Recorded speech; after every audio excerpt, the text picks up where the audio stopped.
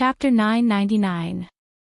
I don't know if there are any powerful cultivators in the underworld river that even the Emperor of the Underworld is afraid of, Shinyu said slowly. Said Jiu Yu unhurriedly and slowly, but I know that in those broad areas of the Styx River, many aquatic creatures have lived much longer than me. I think there must be some powerful ones among them. His words were useless. Sunyan Aksayan and Yu Qianqiu looked at each other and felt that this clam was not very honest. He had lived in the underworld river for millions of years. How could he not have heard of the powerful cultivators in the underworld river? Even if he hadn't heard of all of them, he must have heard of some of the more famous ones. But he used, I think, to brush us off. Sure enough, he was insatiable after we showed him some respect. The corner of Yu Qianqiu's mouth curled up into a sneer. Just as he was about to show Shinyu how powerful he was, he saw that the Netherworld River basin in front of him suddenly opened like the mouth of a kettle. It was as if it had instantly rushed into the vast sea. At the same time, Shinyu slowed down until he completely stopped, floating quietly in the underworld river. An arched mountain appeared on the surface of the river in front of him. The mountain was 100 meters high, and the belly of the mountain was empty. The water rolled through the belly of the mountain, and the foot of the mountain on both sides seemed to be in the underworld river. Rather than a mountain, it was more like an open door, giving people a feeling that it led to an unpredictable future. There were scattered fluorescent stars dancing in the sky from all directions, as if they had been summoned by some mysterious force. They all flew toward the hollow mountain in the underworld river. Finally, they gathered and hovered in the hollow belly of the mountain. For a moment, they looked like countless glowing beads hanging on the water surface, sparkling under the reflection of the river.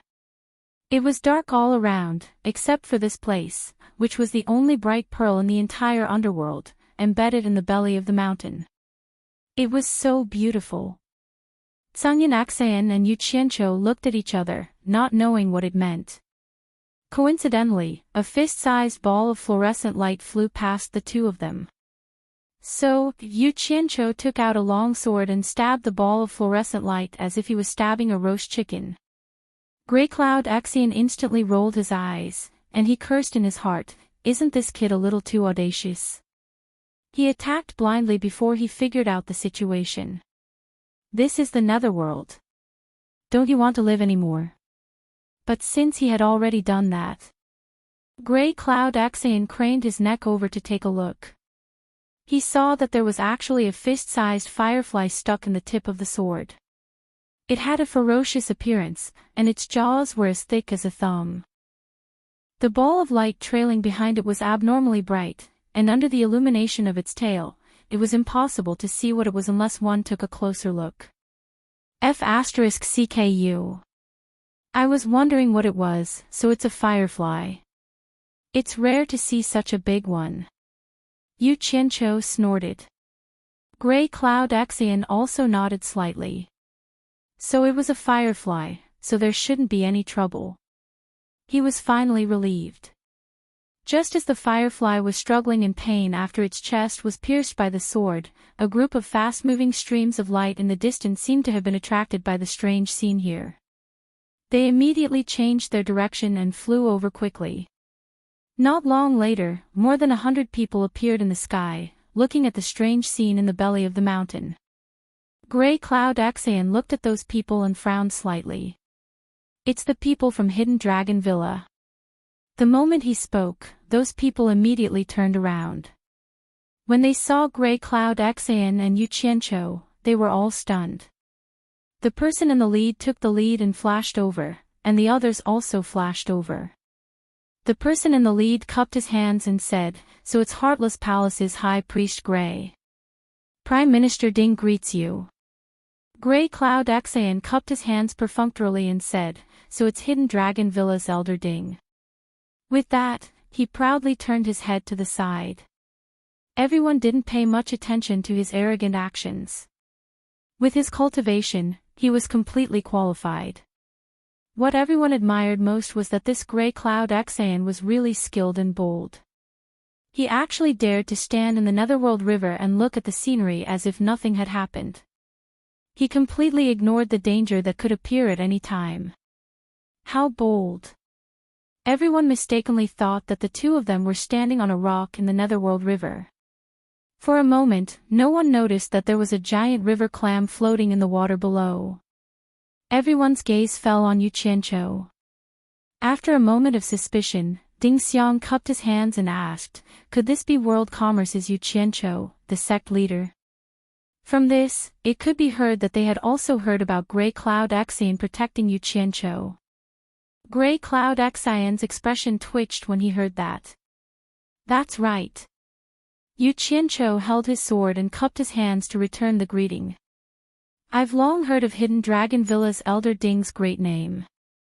Seeing you today, you truly live up to your reputation. Elder Ding, please take care of me in the future.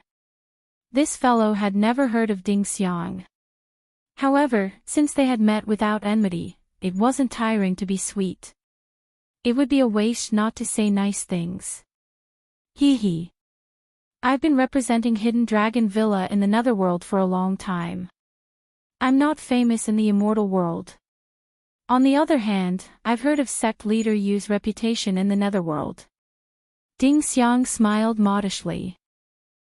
However, looking at the smile on his face, he should be really happy. Everyone liked to hear nice words. The Hidden Dragon Villa group looked at Yu Qianqiu with more kindness. Their gazes more or less looked at the firefly stuck in Yu Qianqiu's sword. After Yu Qianqiu noticed it, he immediately wiped his sword with 2 fingers and flicked the dimming firefly into the water. He then put away the sword in his hand. At this moment, there was a splash on the water's surface. Everyone's gaze turned to the water's surface not far from Yu Qianqiu. The water rippled, and a round mouth suddenly appeared underwater. It swallowed the firefly that Yu Qianqiu had flicked to the surface. After this unknown thing swallowed the firefly, it quickly turned around and dived back into the water. As it turned around, everyone could faintly see black scales. They didn't know what monster it was. There's something in the river. Ding Xiang shouted softly. The group of people coordinated well and instantly teleported to a higher position in the sky. They stared at the river below with shining eyes. Yu Qianqiu was also startled. He pulled out the sword he had just put away and was on guard. A sword also appeared in Grey Cloud Xian's hand. He coldly swept his gaze over the river, but there was no longer any movement on the river. Xinyu, didn't you notice that there was something in the water just now? Yu Qianqiu asked as he patted Xinyu's shell with his foot. Don't worry, this is a Nether River black carp. It won't hurt you, Xinyu said excitedly. Nether River black carp? You mean the thing in the water was a carp? Yes. The conversation between the two fell into the ears of the people in the air, and it immediately caused a burst of surprise. It turned out that there was a living thing under their feet. When they looked carefully, they found that it actually faintly looked like the outline of a clam. There was such a big clam. Even though this group of people often traveled the Netherworld, they had never seen such a huge clam. Yu Qianqiu could hear the excitement in Xinyu's voice. He raised his eyebrows and said, Xinyu, why did you suddenly stop here? Is something going to happen? That's right. Xinyu said excitedly, Dragon Transformation Gate. It's a legendary spectacle that only appears once every 100,000 years. I didn't expect to see it. This is such a great fate. If we can witness the legendary scene of transforming into a dragon, we will be honored. Everyone could feel the rare excitement in his words, especially the 2 words, dragon transformation, which made everyone's spirits rise. However, they still didn't understand what he meant. Yu Qianqiu looked around curiously and said, Xinyu, be clear. Who is transforming into a dragon? Of course it's the Nether River black carp. Xinyu said excitedly, the mountain gate in front is called the Dragon Transformation Gate. Legend has it that it will summon the black carp from the river Styx once every 100,000 years. If a black carp can leap over the dragon gate, it can transform into a black dragon and leave. Of course, this is only a legend. Many people wanted to witness such a spectacle, but they always returned in disappointment. They did not see the Nether River black carp being summoned by the dragon transformation gate. As time passed, no one believed in this legend. I didn't expect to see it this time. This is a great opportunity. Everyone was shocked when they heard that. They did not expect such a miraculous thing to happen. Yu Qianqiu vaguely felt that this story was familiar. After being stunned for a while, he exclaimed in shock, "There's a carp leaping over the dragon gate here too." As soon as these words came out, everyone's gazes focused on him, each of them filled with suspicion. Sungyan knew he would not get an answer, but he could not help but ask, "Where did you see a carp leaping over the dragon gate?" Yu Qianqiu was speechless. After his expression twitched awkwardly, he chuckled and said, "I've never seen such a mysterious thing before. I just think it's a little ridiculous. Could it be that a carp can really transform into a dragon after crossing the dragon gate?" Sungyan looked at him up and down suspiciously. He paused and said, "The mystery of the netherworld cannot be predicted with common sense. Since there is such a legend, there must be a reason for it. Hee. I hope that's the case. Then we'll have a feast for our eyes." Yu Qianqiu laughed perfunctorily. Seeing that everyone was looking at him with twinkling eyes, he stomped his foot and changed the topic. "Xinyu, you just mentioned some great opportunity. Even if the black carp leaped over the dragon gate and transformed into a dragon, what does it have to do with us?" "You can't say that." Xinyu's tone was filled with yearning. Legend has it that among those who witnessed the black carp transforming into a dragon, there would always be someone who would form a good relationship with the black dragon and receive the black dragon's blessing in the future. Don't you think it's a great opportunity? I see. Yu Qianqiu rubbed his chin and muttered. Suddenly, he felt that the sword in his hand was unusually dazzling. How could a good relationship be related to a weapon? He quickly put it away. Beside him, Sungyan also put away his sword. In short, everyone's eyes flickered with excitement. They were all dreaming of the legendary spring and autumn period. Bang! With a deafening sound, a bolt of purple lightning suddenly pierced through the night sky and directly struck the pitch-black and bare mountain gate. The gate was covered in purple lightning for a long time before disappearing. While everyone was still in shock, they suddenly felt a majestic and ancient aura slowly spread out from the mountain gate that stood in the water like a ripple. It was so frightening. Chapter 1000. At that moment, everyone seemed to have an illusion. The ancient and majestic aura that spread out like a ripple seemed to be mixed with an obscure Sanskrit incantation that was whispering in everyone's ears. The voice seemed to come from above the 9 heavens, but it also seemed to have traveled through ancient times. The ancient and sacred voice lingered in everyone's mind, making them have the urge to worship the mountain gate in the Netherworld River. However, what was strange was that when everyone woke up and tried to listen carefully to what was chanting in their ears, they realized that there was no sound at all. When they relaxed, they could immediately hear the chanting of the Sanskrit incantation again. It was abnormally magical and mysterious, making it difficult for them to understand what was going on.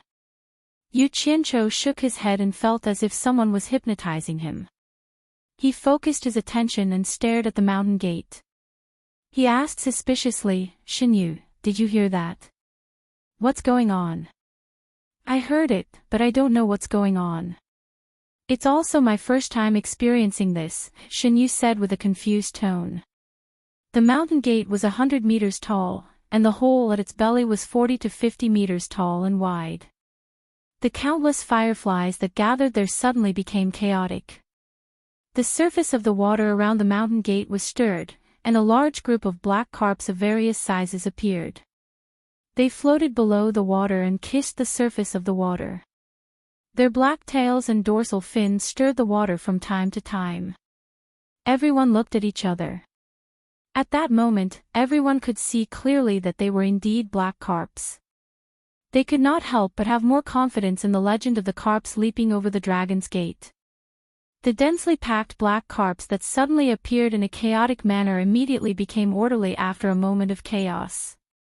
They all circled around the entire mountain gate with their heads and tails in a circle. After swimming for a few laps, another river black carp that was almost 2 meters long suddenly broke away from the parade and jumped out of the water. Like an arrow, it charged at the center of the hollow mountain gate and dived into the dancing fluorescent lights. Shaking its head and wagging its tail, it opened its mouth and swallowed quite a few fist-sized fireflies before it finally lost its momentum and fell into the water with a splash. After one took the lead, the Netherworld River black carps that were patrolling behind immediately followed suit. One by one, they leaped out of the water and shot into the group of fireflies that had gathered at the center of the mountain gate. After biting the fireflies, they drew an arc in the air and fell into the Netherworld River. Not long after, the sound of water flowing out and falling into the water could be heard, rising and falling like rain. Such a spectacle was rarely seen. The strangest thing was that those fireflies would rather fly and panic inside the mountain gate to avoid being devoured, but they didn't know to fly out of the mountain gate to escape the fate of being devoured, as if they were imprisoned here by an inexplicable force. Several hours later, the number of fireflies inside the mountain gate had decreased by more than half, and the light under the mountain gate had also weakened a lot. It was unknown when Yu Qianqiu had sat down again. He looked at the group of big and small carps jumping around in front of him and almost dozed off. At first, it was a little novel, but he couldn't stand watching such boring and monotonous movements for a few hours. "Shenyu, are you sure this is a carp leaping over the dragon gate?" Yu Qianqiu asked in boredom as he sat there with his hand supporting his chin. The others also felt a little bored watching. Although those carps were strong, with the smallest one being 1 meter long, and the bigger ones being more than 3 meters long, they were considered big among the carps. However, they could leap more than 10 meters, 20 meters, or even dozens of meters high. Could they cross the mountain gate that was 100 meters high? Everyone felt that it was a little ridiculous. It was simply a joke for these Netherworld River black carps to leap over the dragon gate and transform into dragons. It was better for everyone to leave as soon as possible to avoid wasting time. "Of course," Shenyu replied briefly. From his tone, he was still full of energy. "Pfft." Yu Qianqiu snorted in disdain and suddenly took out a fishing rod. It was the treasure that he had taken from the 4 island sect masters. Zhangyan Axan looked at the fishing rod in front of him and was stunned. "What are you trying to do?" Shen Yu's attention was also attracted by it. When he realized that Yu Qianqiu had taken out his fishing rod, he immediately exclaimed, "What are you trying to do?"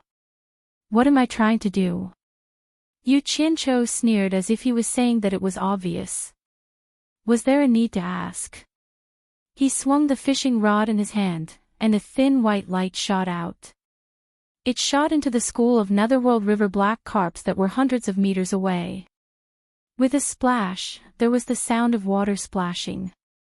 Along with Shen Yu's exclamation, a 1-meter-long Netherworld River black carp was pulled out of the water by the thin white light and flew over instantly. Yu Qianqiu quickly stood up and reached out to grab the fin that was flying over. He held the fishing rod with one hand and the Netherworld River black carp with the other. Disregarding the water droplets that the struggling carp splashed on his face, he continued to chuckle. "What a fat and big carp. I think you can forget about leaping through the dragon gate. How about? I wonder what it tastes like." The group of people in the sky looked down speechlessly. One should know that those who came from the celestial world would be warned by their seniors to abide by one rule, which was to try not to provoke the water race in the Netherworld River. However, this guy was too bold. Zhangyan Axan was stunned.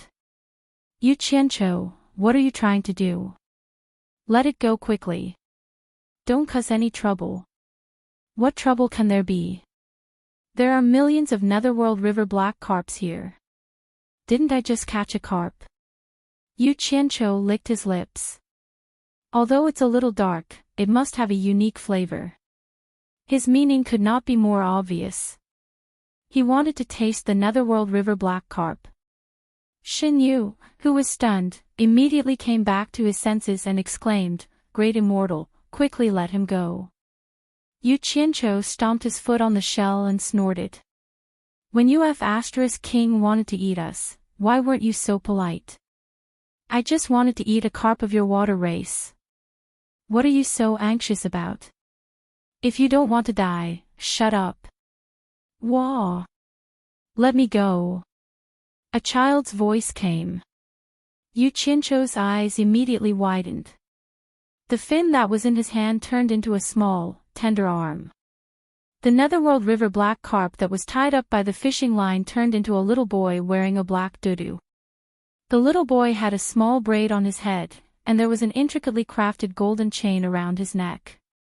He was currently struggling on the fishing line, looking at Yu Qianqiu with a horrified expression. F***ck.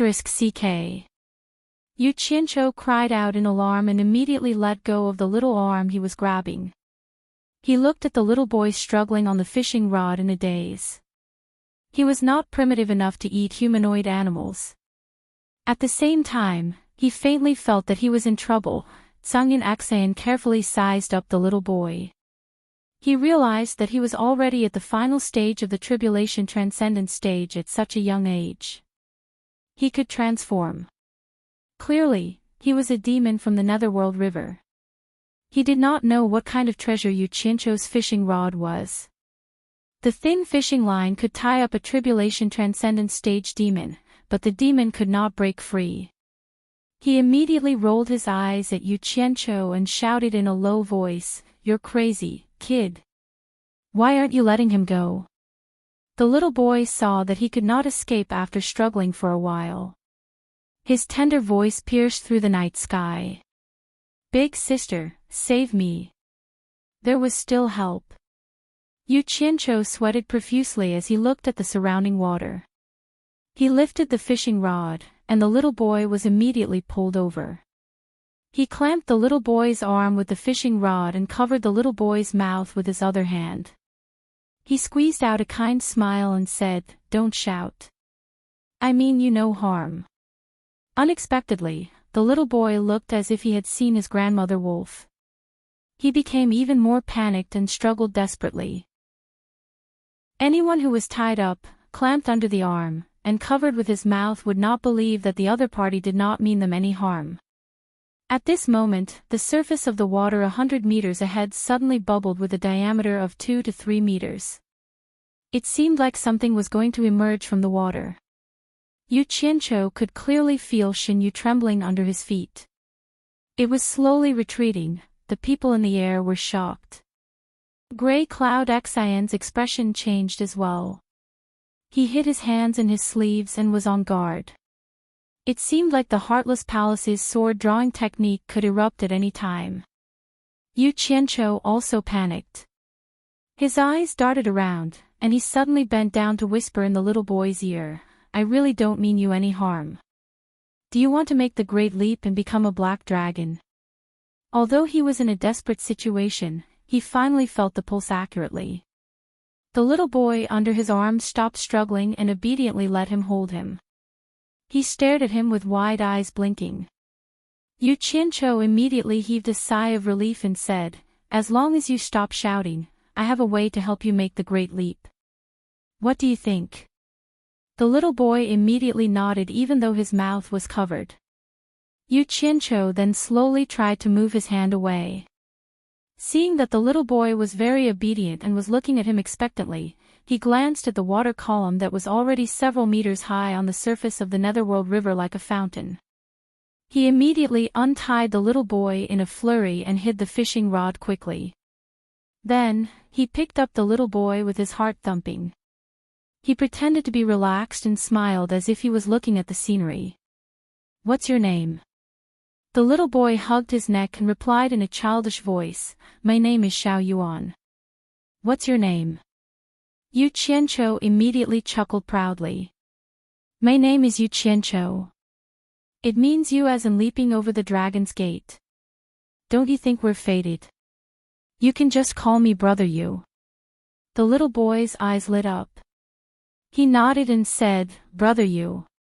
When he said that, Yu Qianzhou's eyes narrowed into a line. He thought to himself, that was close. Is that even possible? Many of the people from the hidden Dragon Mountain villa in the air swayed. They looked at each other speechlessly, as if they couldn't accept this reality. Sunyan Axian looked at the little boy who was being intimate with Yu Qianzhou as if he was looking at an idiot. He thought to himself, no matter what, he's at the end of the tribulation stage, so he shouldn't be too young. How could he be so retarded and so easily fooled? What the hell? Xin Yu, who had been slowly retreating, also shivered. He stabilized his body in the water and stopped retreating. Everyone's attention was then attracted by the water column that was more than 10 meters high. In the middle of the water column, a graceful and beautiful woman in black slowly rose. Her bright eyes suddenly looked at Yu Qianzhou, who was holding the little boy. Chapter 1001. Xiao Yuan. A voice as clear as spring water rang out. The beautiful black-clothed woman looked at Yu Qianzhou in confusion. She didn't seem to know this person, but why? The boy in Yu Qianzhou's arms immediately waved his hand happily and shouted, "Big sister, come here quickly." Damn it! Why did you call your sister here? Yu Qianzhou smiled guiltily and said, "Xiao Yuan, is this your sister?" The boy nodded and said, "She's my third sister." "Is she beautiful?" "Beautiful. Hee hee. So beautiful." Yu Qianzhou couldn't stop praising. But Song Yunxin secretly transmitted his voice to him, "This woman is a late-stage underworld supreme. I'm afraid she's not simple. Be careful." The water spouting from the Netherworld River slowly descended and disappeared behind the surface of the water. The graceful and beautiful woman walked over on the water with light steps. Although her steps were slow, they had the essence of shrinking the ground into inches. Her movements seemed to be neither too fast nor too slow as she leisurely walked forward. Each step was like a dream. She had already advanced several dozen meters and arrived in front of Yu Qianzhou in just a few steps. The lady's hair was tied up high and her hair reached her waist. Although her appearance was not bad, it was still inferior to Lu Yanqing and Ji Wu. However, her calm temperament was not something ordinary people could see. She was quiet and serene, giving people an indescribable feeling. At this moment, Yu Qianzhou and Song Yunxin suddenly looked down at their feet. The clam had silently dived into the water.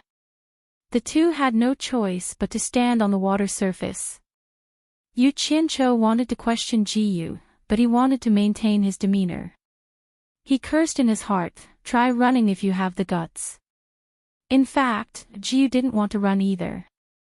He turned into his human form and emerged from the water surface. He bowed to the lady walking on the water surface and said, "Greetings, third princess." Ji Yu. The lady frowned slightly. The two obviously knew each other. She just didn't expect Ji Yu to turn into his human form. Third princess. Such a big background. Yu Qianzhou and Sunyan Axian looked at each other. The woman's gaze then fell on the two of them. When she realized that she couldn't see through their cultivation, she was slightly startled and said, "You two are?" Without waiting for the two to reply, the water in front of them spewed out several water columns in succession. Several good-looking men and women appeared at the top of the water columns. The way they appeared was much more intense than the third princess's appearance. The men and women all had an extraordinary aura. Although the style of their clothes was different, they were all black.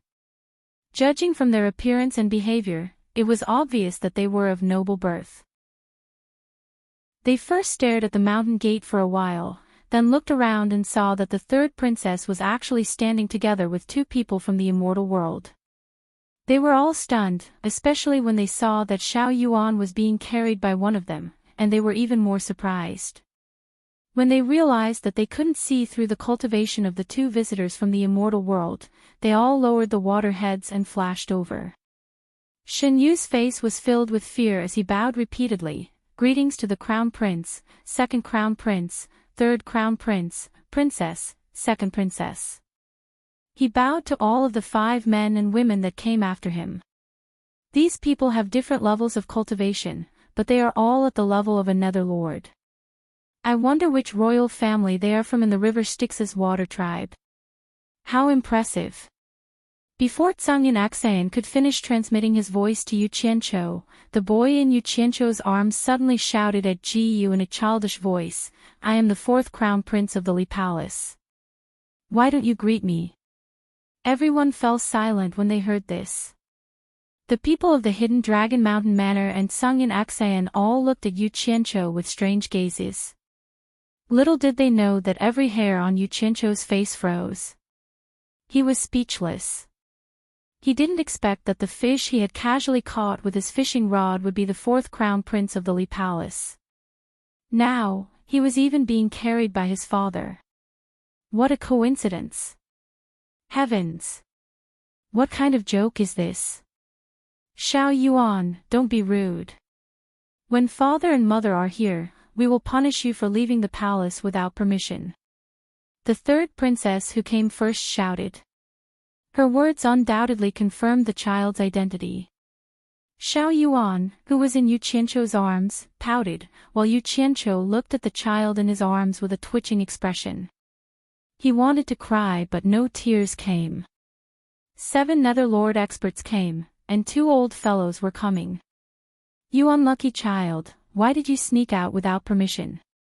If you didn't sneak out, would I have been able to catch you with my fishing rod? Now, he wanted to grab this child and slap him. A disobedient child was too annoying. The most painful thing was that his words just now were to fool this child. How would he know how to jump the dragon gate?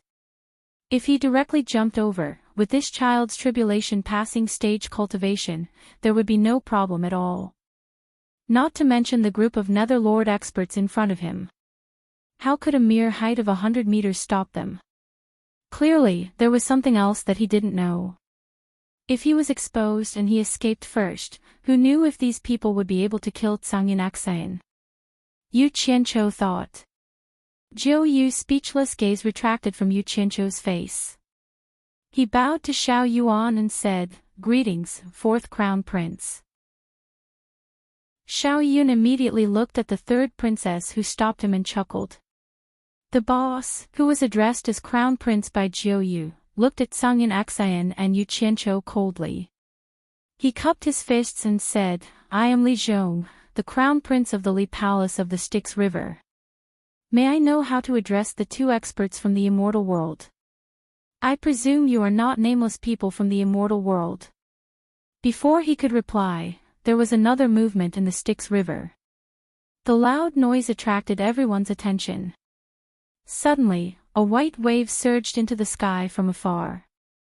After the wave passed, thousands of black-armored mighty soldiers holding long spears or swords at their waists rose from the water. In the middle, there was a sturdy and ugly single-horned water rhinoceros with a splendid carriage on it. 2 dignified and noble-dressed people who looked like a couple sat on it. The 2 armored soldiers who were in the front row waved their long whips in a circle and suddenly shook them. A paw sound rang through the night sky. A group of people immediately rode the waves and came over. It was not a small show. Yu Qianqiu and the others were not fools. They could guess who had come. It was probably the father and mother of the princes and princesses in front of them. Yu Qianqiu glanced at Tsangyan Aksayan. He was very hesitant. Should he leave? But if he ran now, it would be difficult for him to survive in the underworld in the future. The people of the Hidden Dragon Manor in the air had already quickly moved far away. They stood in the air and watched. It was fine if they could not see clearly. Not causing trouble was the most important thing. After the group of water race soldiers arrived in front of them, a wave surged in the middle and separated to the two sides, creating an empty passage. The entire passage was filled with snow-white waves. The sturdy single-horned water rhinoceros slowly stepped on the waves and stopped about 10 meters away from the group. The princes and princesses of the Li Palace all knelt down on one knee. Even Xiao Yuan, who was in Yu Qianzhou's arms, broke free and bowed in unison. "We pay our respects to father and mother." Shen Yu also knelt down and bowed. "We pay our respects to your majesty and empress." The dignified, round-faced man with a long beard waved his hand and said, "All of you may rise." Yu Qianzhou and Sangyin Axayan only cupped their hands and bowed.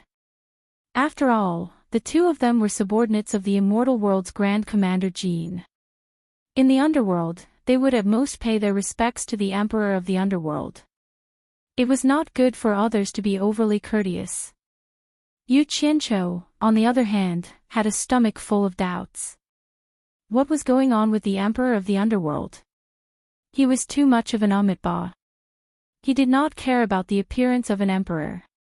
At this moment, the noble lady on the carriage waved her hand and said, "Xiao Yuan." Xiao Yuan immediately flashed behind Yu Qianzhou, not daring to show his face. Clearly, he was afraid of being punished for leaving the palace without permission. In this way, Yu Qianzhou did not know whether to laugh or cry. The gazes of the emperor and empress of the Li Palace were all focused on him. It was hard for him not to attract attention. Sangyin Axayan also secretly transmitted his voice. "These two have reached the intermediate stage of the Emperor of the Underworld. Do not underestimate them."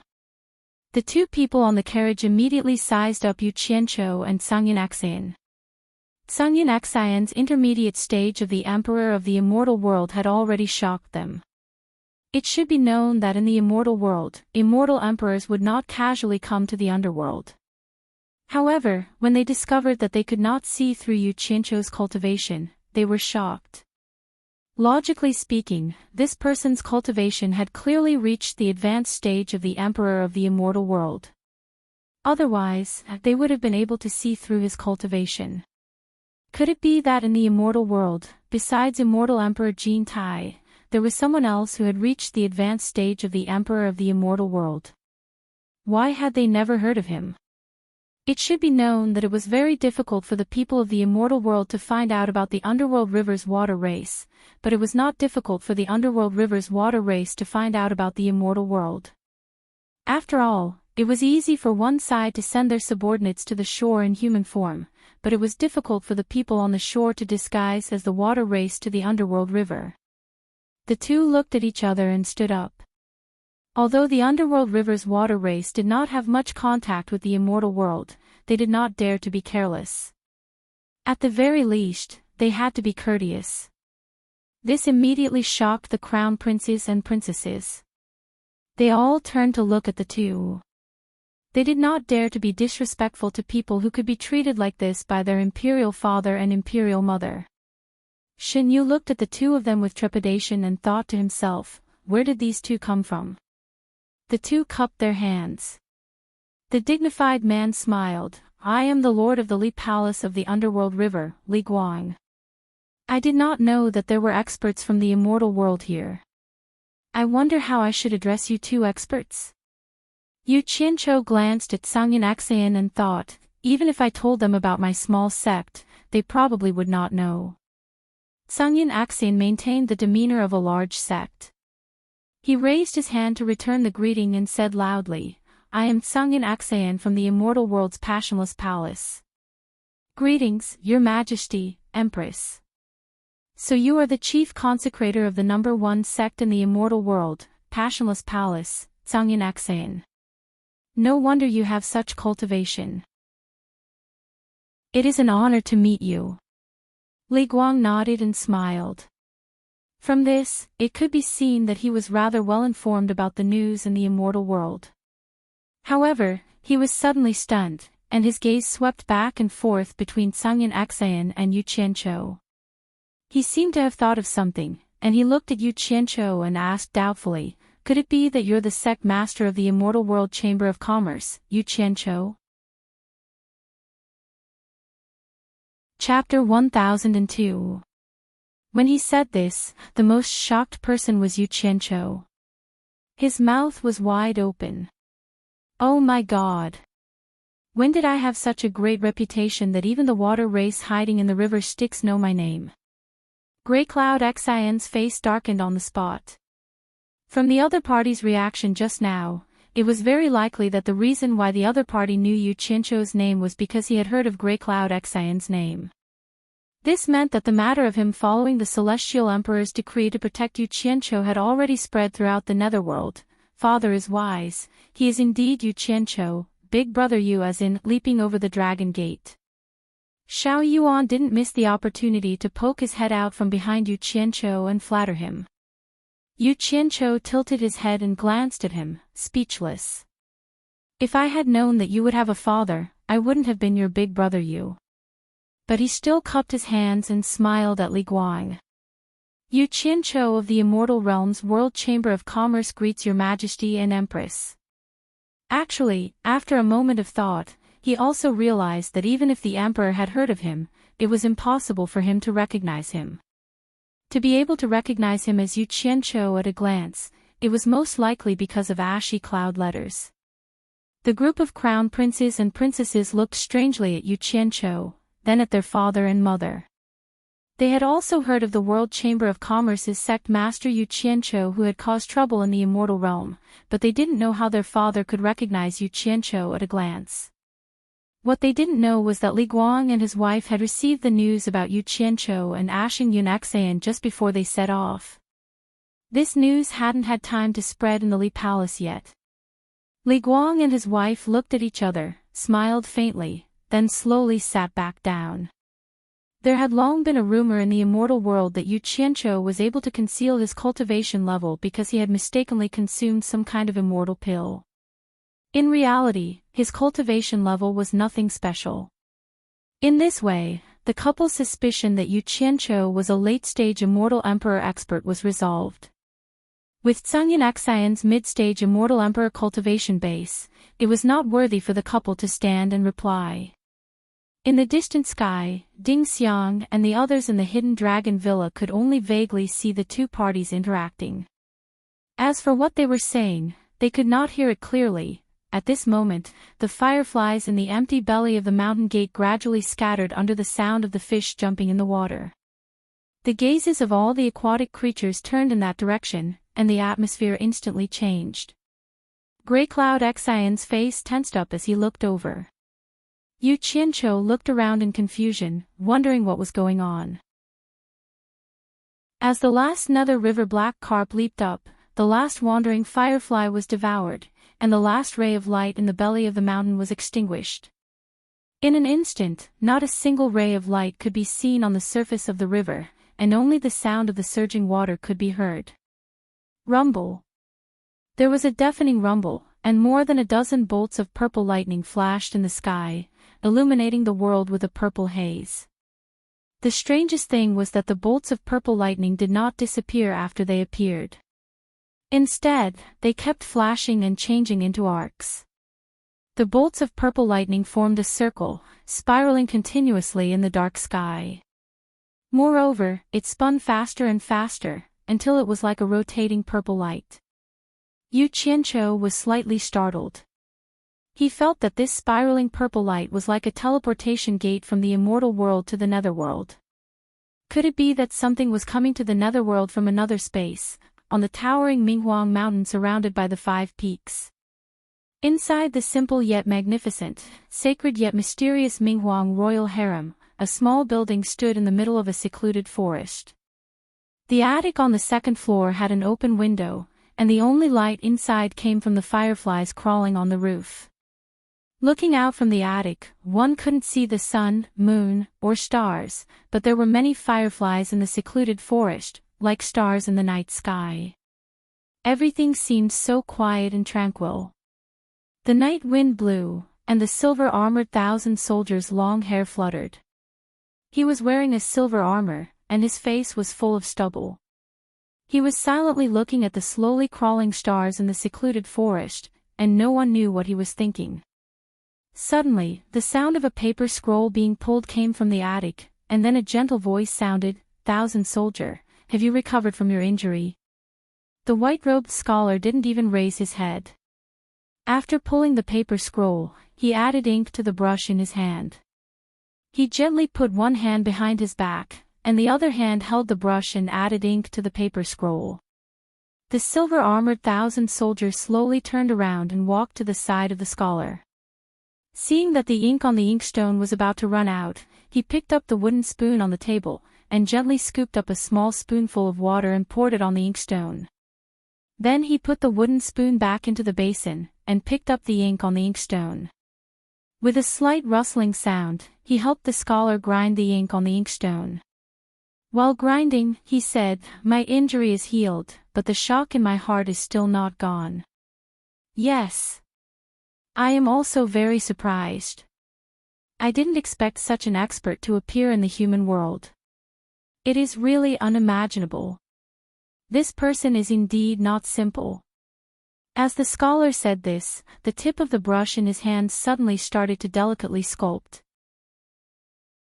The thin face of an old man in a green robe appeared vividly under the tip of the brush, and the drawing was very realistic. It was by Changchun, whom Yu Qianqiu had been searching for so long without any news of him. The content of the painting was majestic, and the order of the content was by Changchun defeating the silver-armored thousand soldier. Then, it was the fierce battle with the 4 netherworld generals. The content of the painting was the scene of the scholar fighting with Bai Changchun. "I didn't expect him to be able to escape from your hands." The silver-armored thousand soldier paused and looked at the painting. He carefully ground the ink and said, "To be able to have you paint for him, he died with honor." Died?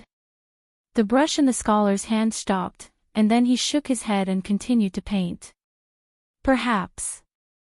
Do you suspect that he didn't die? Even if he didn't die at that time, can he still come out alive after escaping into that place?" The silver-armored thousand soldier put down the ink in his hand and said with a frown, "He wasn't a match for you at all. You chased him all the way and, you still let him escape. What exactly happened?" The scholar laughed softly and added ink to the brush in his hand. Perhaps he had thought of something, and the tip of the brush landed on the painting. Although Bai Changchun's green robe was already torn, his expression became more and more fierce. That impassioned aura of fighting against the heavens and earth leaped out, causing people's hearts to tremble. The silver-armored thousand soldier let out a sigh of relief. He couldn't help but think of the scene where he fought with this person. "At that time, I hit him 1,300 times consecutively." Given his cultivation, it was already a miracle among miracles that he didn't die from such serious injuries. The scholar revealed a bitter smile that he hadn't shown for many years. He shook his head and said, "This person's willpower is so strong that it's terrifying. As long as he's still breathing, he definitely won't admit defeat." When he realized that the difference in strength between us was too great, I also cherished his talent. I once told him that as long as he admitted defeat and submitted to me, I could spare his life and give him everything that I could. The silver-armored thousand soldier laughed and said, "Obviously, he rejected me. Otherwise, why would he be forced to escape into that place?" The scholar suddenly straightened his back and looked at the distant night sky. He sighed and said, "That's right, he rejected me." The words of rejection still resounded in my ears. He said, "If you want me to submit to you, it's very simple. Kill me and make me fall under your feet. If you want me to submit to you, it's very simple. Kill me and make me fall under your feet." The silver-armored thousand soldier silently repeated a few times. His emotions were stirred up as he said, "What a character. Right now, I really want to go to that world and see what's going on there. How could such a character appear in that world?" The scholar waved his hand and said, "Don't even think about it. Jean Tai and I have a premonition that there's something waiting for us there. Once those people who provoked the heavens' punishment return there, they'll definitely suffer retribution. You're one of them. The silver-armored thousand soldier was silent for a while and said, with his cultivation and speed, there's no way he could escape from your pursuit. You should have had countless opportunities to kill him. Could it be because you cherished his talent and couldn't bear to kill him, so you forced him into that place and let him fend for himself? You've overestimated me and underestimated him. Since I can't subdue him, I won't let this scourge live. The scholar shook his head and dipped the brush in his hand in ink again. He began to paint the scene of him chasing after Bai Changchun. As he painted, he said, although this person's cultivation wasn't high, he did have some ability. I reckon that at that time, all the blood in his body had already flowed out, but he stubbornly held on and would rather die than surrender. He wouldn't give up until the end. While he was escaping, he released a portion of the celestial essence in his body. After the golden arcs formed by the celestial essence fused with the heaven and earth, a strong gale suddenly rose between heaven and earth. The gale was like a strong wind, pushing him to escape, but at the same time, it blocked my pursuit. In such a situation where he couldn't stop me, countless shocking thunderbolts appeared between heaven and earth. I chased him all the way, and the countless thunderbolts bombarded me all the way. That's not all. In the end, all kinds of extreme phenomena such as snow, rain, wind, frost, and thunderbolts appeared one after another to help him escape. I couldn't help but suspect that it was the heavens' punishment. Even thinking about it now makes my scalp tingle. How could this be? This was the first time the silver-armored thousand soldier had heard of such a strange thing. He was stunned and said, could it be that this person's cultivation method can borrow the power of heaven and earth? I'm afraid so. The scholar smiled bitterly and said, I can feel that the power of heaven and earth moved according to his stubborn will. It followed him all the way, but it made things difficult for me. If not for this, how could he have escaped from me? However, the price he paid was also huge. The moment he barged into that place, I could feel that his cultivation was almost exhausted. His blood was drained, his cultivation was exhausted, and he was only left with one breath. After barging into that place, no matter how powerful he was, I'm afraid it would be difficult for him to survive. But when I said that he would die a glorious death, why did you say maybe? The silver-armored thousand soldier tilted his head and stared at him. Even though he was injured to this extent, you still don't dare to believe that he will die. Previously, I thought that he would definitely die, but later, after the Holy Maiden returned from the human world, I accidentally thought of asking the Holy Maiden to perform a divination for that person, to see if he was dead or alive. Chapter 1003. Saintess. Silver Armor Soldier was surprised. Could it be that the Saintess has deduced that the person is not dead? No. The scholar's expression showed a hint of helplessness as he focused on the tip of the brush. The Saintess refused to deduce this person, so I can't force her. Don't you think this is strange? If that person is dead, why would she refuse to deduce? The realm that the Saintess returned to is the realm where that person is. Maybe the Saintess already has an idea about that person. The pavilion fell into silence. Silver Armor Soldier couldn't say much about the Saintess, but his expression became serious as he felt that something was strange. The scholar seemed to have entered the state of painting. He lifted the brush and dipped it into the ink. His brush was like moving clouds and flowing water. The content of the painting was progressing more and more smoothly. However, just as the brush was about to move, the scholar suddenly froze. The tip of the brush stopped for a long time. The silver armor army of 1,000 soldiers had been staring at the tip of the brush, deep in thought. When the tip of the brush paused, he immediately came back to his senses. He looked at the scholar, only to see the scholar lifting the brush hesitantly. His brows were slightly furrowed, as though he had noticed something. Silver Armor Soldier couldn't help but ask, "What's wrong?" The brush was picked up by the slender and fair fingers and placed upside down on the brush rack. The elegant and noble scholar in white slowly raised his head. His deep eyes, which seemed to be able to see through everything, looked out of the window, through the forest, and into the distant night sky. His gaze looked gentle and had a cultured and refined aura. However, upon closer inspection, there was an unconcealable majesty and indifference. It was shocking. The scholar's slightly closed lips slowly opened and said indifferently, "It's the Dragon Transformation Sect." Dragon Transformation Sect. Silver Armor Soldier was startled. He didn't notice anything strange and looked out the window. Are we going to summon the Nether River Black Carps to leap through the Dragon Gate again? It should be. I haven't seen it for a long time. I wonder if any Nether River Black Carp will obtain the great opportunity to transform into a dragon.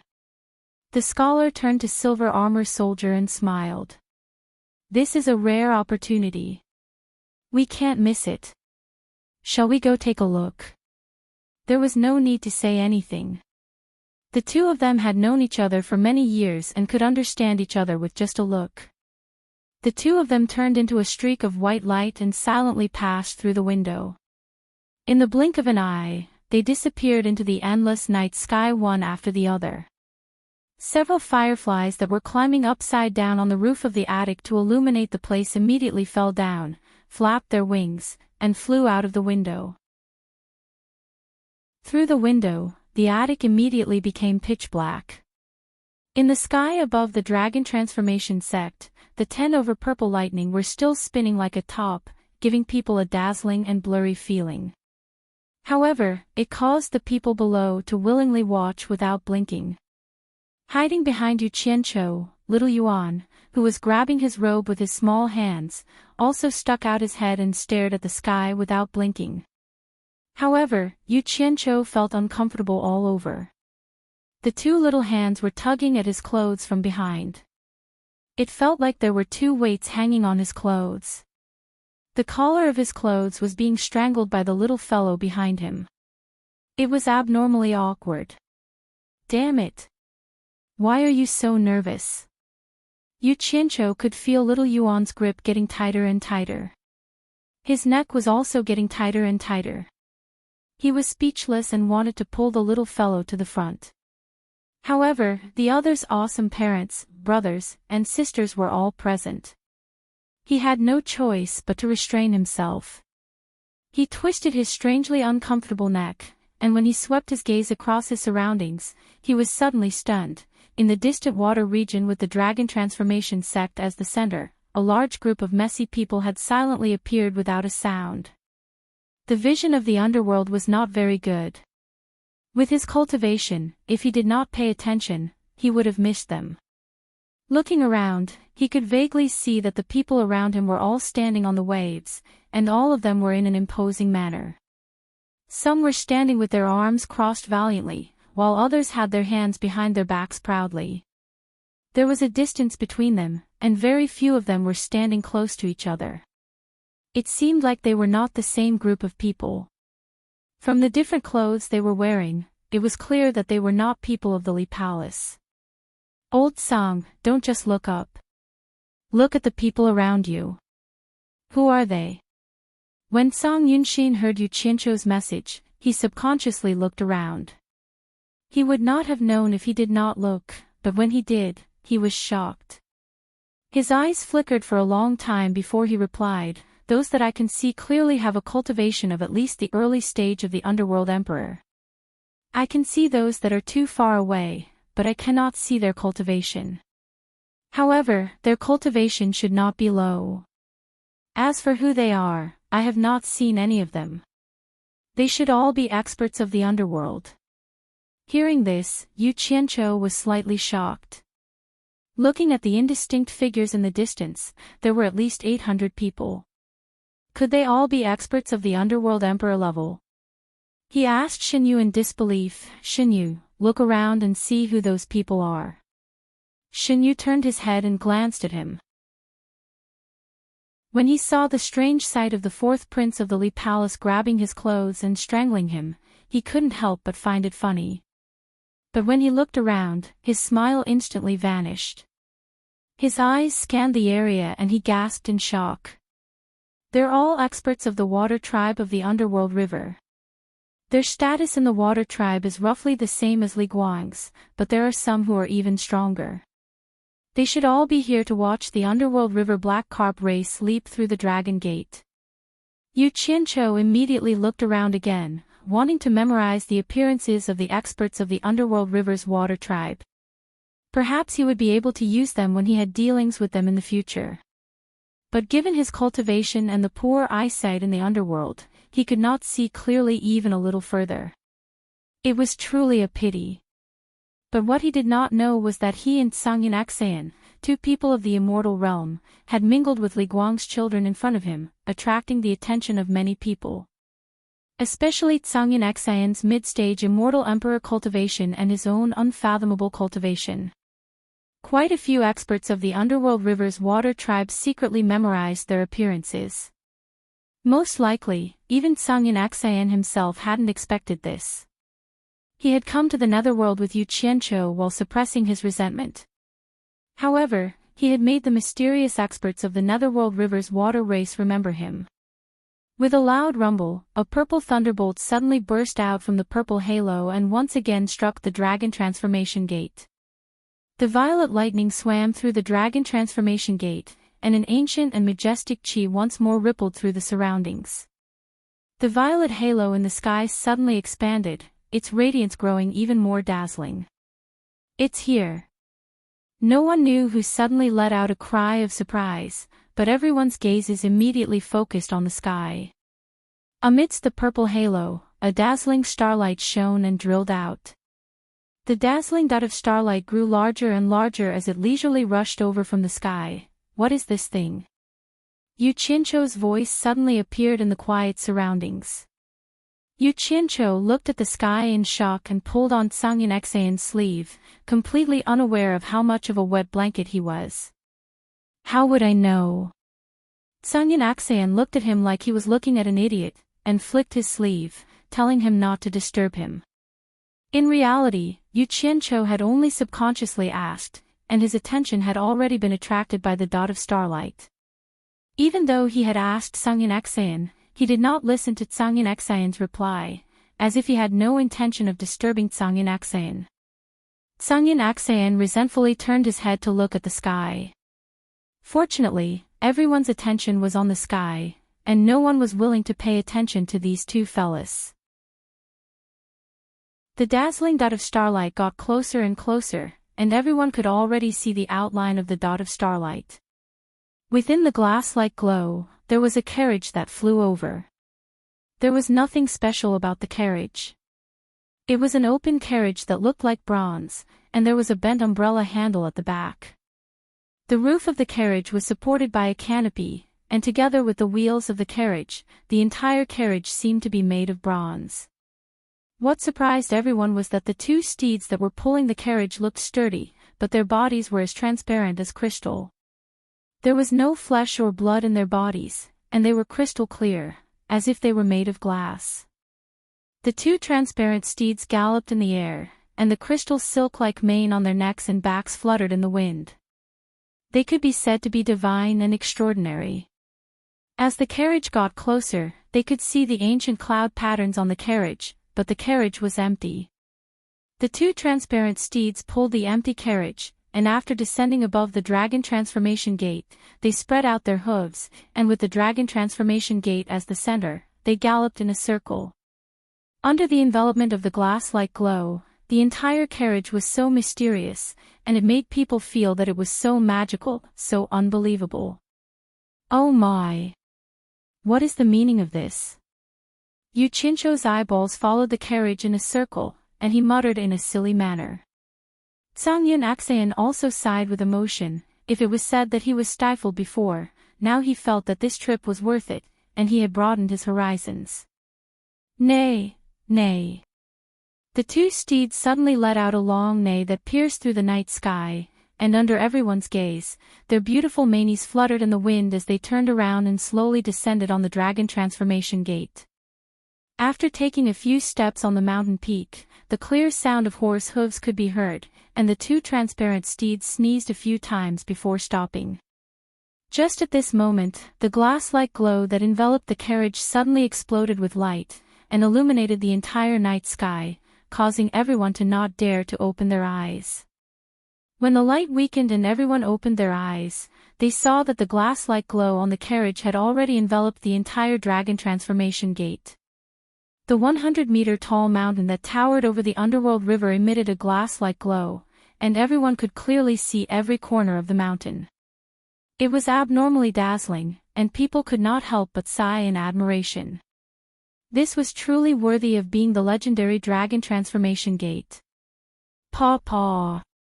Two whips sounded out, and after the two vanguards of the Li Palace waved their braids, the Li Guang couple had already flashed to the surface of the water, and the couple unhesitatingly knelt on the surface of the water. As the couple knelt, all the members of the Li Palace, from top to bottom, knelt towards the dragon transformation gate. Even Xiao Yuan, who was behind Yu Qianqiu, sensibly flashed out, and joined his brothers and sisters in kneeling down. Under the lead of the couple, all the members of the Li Palace respectfully and devoutly began to kowtow 3 times and kowtow 9 times on the surface of the underworld river. Chapter 1004. At this moment, all eyes were focused on this sacred and solemn scene. Other than the members of the Underworld River's water tribe standing on the surface of the Underworld River, there were also quite a few experts hidden in the darkness watching this scene from the dark night sky. Everyone might argue or fight over other matters, but today, the main character of this scene belonged to the Li Palace Black Carp clan of the water tribe of the Underworld River. No one dared to raise their glory. Because this was the glory that the ancestors of the Underworld River Black Carp clan had exchanged for with endless blood, tears, and suffering. It was a glory that would benefit their descendants for generations to come. The ancient dragon gate that stood in the middle of the Underworld River, the Pegasus that pierced through the sky, all of them spoke of the vicissitudes of history that had passed countless years ago. As the descendants of the later generations, they had no way to repay the kindness that their ancestors had accumulated through blood and tears. They could only worship with excitement and piety. As someone who did not know of this past event, Yu Qianqiu only felt that this group of people were really boring. Wasn't it just a carriage that pierced through the sky? Was there a need to pay such great respects? While he was disdainful, he was also somewhat glad that he had finally gotten rid of that unlucky child. He loosened the lapels of his clothes and pulled them up, feeling much more comfortable. But what made him not know whether to laugh or cry was that after this group of water tribe members paid their respects and stood up, little Yuan once again rushed over, his small face flushed with excitement. He once again tightly grabbed onto Yu Qianqiu's robes, as if he was afraid that he would run away. His robes had been pulled askew again. This was really damaging to his image. There were also beauties present. Yu Qianqiu was speechless. He secretly tried to pull back, but little Yuan refused to let go, as if he had his eyes set on him. Helpless, Yu Qianqiu could only let him do as he pleased. Because at this moment, Li Guang's tiger eyes were wide open and he was excitedly sweeping his gaze over his subjects. It was not convenient for Yu Qianqiu to let him see that he was bullying his son. His hand that was secretly trying to snatch little Yuan's robes loosened, and the collar of his robes tightened around his neck again. Other than fuck, Yu Qianqiu had no words to describe his current mood. The grace of our ancestors extends to our descendants for generations to come. Since ancient times, we must not neglect the kindness of our ancestors. We must follow it from generation to generation. Li Guang's agitated voice rang out, his tiger-like eyes glowing red from excitement. He looked around at the members of the Li Palace and said, "I, the Black Carp race of the Nether River, await your instruction." As long as they had tried it the last time, they would avoid it. Those who hadn't tried it before, but felt that they had the strength to do so, could give it a try. However, the ancient teachings must be kept in mind. After this attempt, if you fail, you will lose the chance to try again. Please consider for yourself whether or not you should wait for the next time to try again." With that said, he waved his hand. Paw paw. Two whipping sounds immediately rang out, and a large area of water around the dragon transformation sect immediately became strange. The water waves stirred, and countless nether river black carps swam from the bottom of the water to the surface. Their dorsal fins and tails were everywhere moving on the water surface. All eyes were focused on this area of water. Many of the nether river black carps hesitated for a while. Many of the smaller ones, perhaps feeling that they did not have the confidence to leap over the dragon gate, calmly sank back into the water after their excitement. These were the majority. There were still several hundred left, but all of them were at least 5 or 6 meters long. Just their backs that stuck out of the water was a long line. At this moment, the side of the dragon transformation sect facing Li Guang and his wife was also the side Yu Qianqiu and the others were standing on. The several hundred massive nether river black carps suddenly parted, their enormous backs sticking out of the water forming 2 long lines, leaving a 10-some meter wide channel in the middle. The black carp at the very end swam out of the formation, and quickly swam to the front of the channel. It turned around, paused in the water, and suddenly broke through the waves like a shuttle. In an instant, it was dozens of meters away from the dragon transformation sect. With a kishwa sound, its 5-meter-long body fiercely shot out of the water, and with a slight angle, it directly shot towards the dragon gate. This action, not only Li Guang and the other water races, even the usually indifferent Yu Qianqiu became worried. He hoped that this black carp would leap over the dragon transformation sect, and then witness the legendary scene of transforming into a dragon. Even Xiao Yuan, who was behind him, excitedly grabbed onto Yu Qianqiu's robe. Yu Qianqiu immediately cursed his ancestors in his heart. His neck being strangled was a small matter, but having his clothes torn in front of everyone was too unsightly. However, it was not good to scold him, much less use his hands or feet to kick him. His sullen waist slowly bent as his clothes were pulled. That black carp that was swimming towards the glazed light that enveloped the entire dragon transformation sect seemed to be swimming against the current of a waterfall, its body agilely swaying in the light as it swam upwards. Yet, when it was not even halfway up the river, its speed of ascension became slower and slower. Its body began to move more and more rapidly, as if it wanted to swim upwards with all its might. However, after advancing 2 or 3 meters, it was unable to advance any further. After a stalemate in the light for a while, it finally regretfully fell down. Amidst the sounds of regret, its enormous body smashed into the surface of the nether river with a dong sound, and disappeared into the water, never to come out again.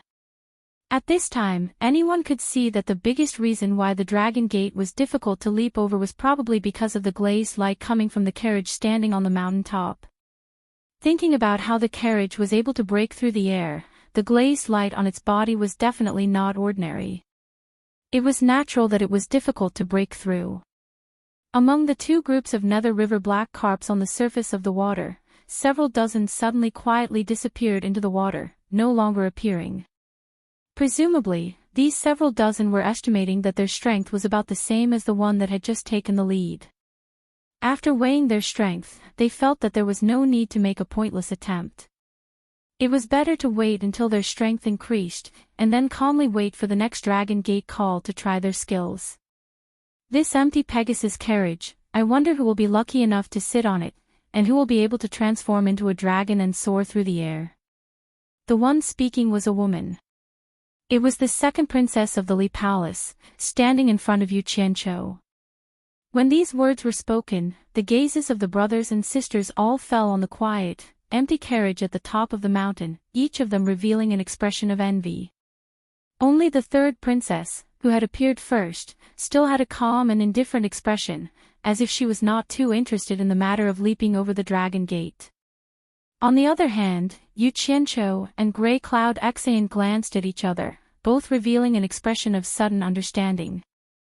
They had previously been wondering why the Pegasus carriage had made such a big scene, pulling an empty carriage through the air. It turned out that only after leaping over the dragon gate and transforming into a dragon would a black carp have the right to ride the Pegasus carriage through the air. Grey Cloud Xian's gaze then froze. Only now did he realize that Yu Qianqiu was standing there with his shoulders crooked like a loafer. When he saw little Yuan, who was tugging at his clothes, he immediately gave Yu Qianqiu an expression of schadenfreude. You deserve it. At this time, the people of the hidden Dragon Mountain villa in the distance, after witnessing the miraculous scene of the Pegasus carriage descending, were truly shocked. Unfortunately, because they were afraid of causing trouble, they had stayed a little too far away. They could not see the scene clearly, let alone hear what the people there were saying. From time to time, the gazes of the group would turn towards Grey Cloud Xian and Yu Qianqiu, who were still standing among the people of the river Styx's water race. They could not help but admire the extraordinary courage of these two. It was truly a great pity that they could not stand close enough to clearly see such a spectacle. But now, they did not have the courage to approach again. Not to mention the numerous experts of the river Styx's water race on the surface of the water, even in the sky, they could vaguely see experts hiding. Occasionally, they would even glance at them with unfriendly gazes. It's a pity that before father left, he said that as the royalty of the river Styx's black carp, we have to give way to our clansmen when it comes to matters of right and wrong. We can only be ranked last. The first princess sighed slightly, her expression somewhat unwilling. That's right. The second princess also sighed slightly. It's a pity that every time the Pegasus carriage descends, it will only take away one of our clansmen who has leaped into the Dragon Gate. We don't know when the next time will be. I heard that there was once a clansman who succeeded in leaping into the Dragon Gate before our royal family. In the end, we, the members of the royal family, did not even have the chance to try. Yu Qianqiu and Song Yun, whose shoulders were tilted and whose movements were strange, looked at each other with confidence. The two of them exchanged glances, thinking that they had learned another secret. It turned out that the Pegasus carriage would only take away one person who succeeded in leaping into the Dragon Gate each time. The great Crown Prince of Li Palace, who stood at the head of the group, slowly turned his head and glanced at his two younger sisters. He coldly snorted and said, "It seems that my two younger sisters are certain of victory in this Dragon Gate leap. Since you're confident, you can charge out and try. Once you leap into the Dragon Gate, not even father can stop you. I'm afraid that you're still worried that you won't succeed and will be severely punished by father afterwards." His tone was somewhat unkind. The first princess immediately retorted, "From what eldest brother says, you seem to be more confident than we are. Then why don't you do as you say and charge out and set an example for us?"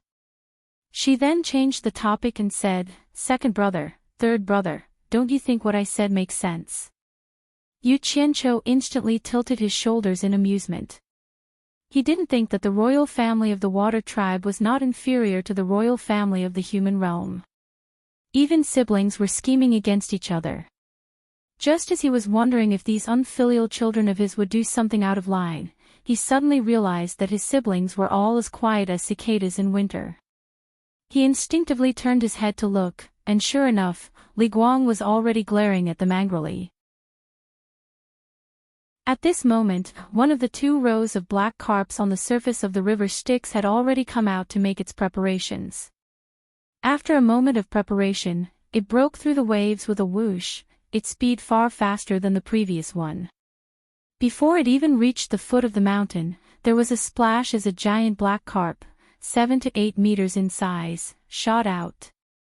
Piercing through the glazed light, it instantly covered half of the distance to the 100-meter mountain. Once it slowed down, its body quickly twisted like a migrating fish swimming against the current of a waterfall. Very quickly, it rose another 20 meters, and was only 20 meters away from its destination. What was most worrying was that its momentum was still not exhausted. Its enormous body was rapidly moving, and it continued to advance meter by meter. Beautiful. Yu Qianqiu's mouth was agape, and he was just short of applauding and cheering. In any case, to him, it didn't matter who transformed into the dragon gate. It had nothing to do with him. However, its shoulders tilted even more, and its clothes were stretched taut. The little fellow behind it was indeed a little too excited.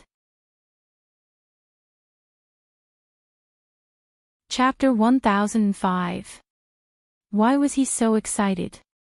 Yu Qianqiu could tell from the strength and rhythm of the kid's tugging that it was as if he wasn't tugging at his clothes, but the fishtail that was trying its best to reach him. It was as if he wanted to pull the other party down. His intentions were unfathomable.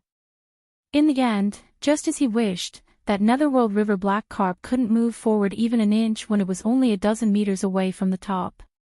Under the scouring of the treasured glaze light, its body slowly slid down. In the end, it gave up due to its lack of cultivation and fell down. With a bang, it made a regretful splash in the netherworld river. Amidst the cries of regret, Yu Qianqiu's hand that was holding onto Yu Qianqiu's back gradually loosened its grip. Everyone could now see that the colored glaze light enveloping the dragon transformation gate exerted greater pressure the closer one got to the top. It was difficult for those without great abilities to reach the top and become a dragon in one leap. This colored glaze light undoubtedly had a screening function. Not every nether river black carp could pass its test. Although this nether river black carp had failed, the fact that it was only a dozen meters away from the top made the other nether river black carps below excited. They all saw the hope of success. It still started from the back. Another river black carp swam close to Li Guang. After making some preparations, it broke through the waves like an arrow released from a bow.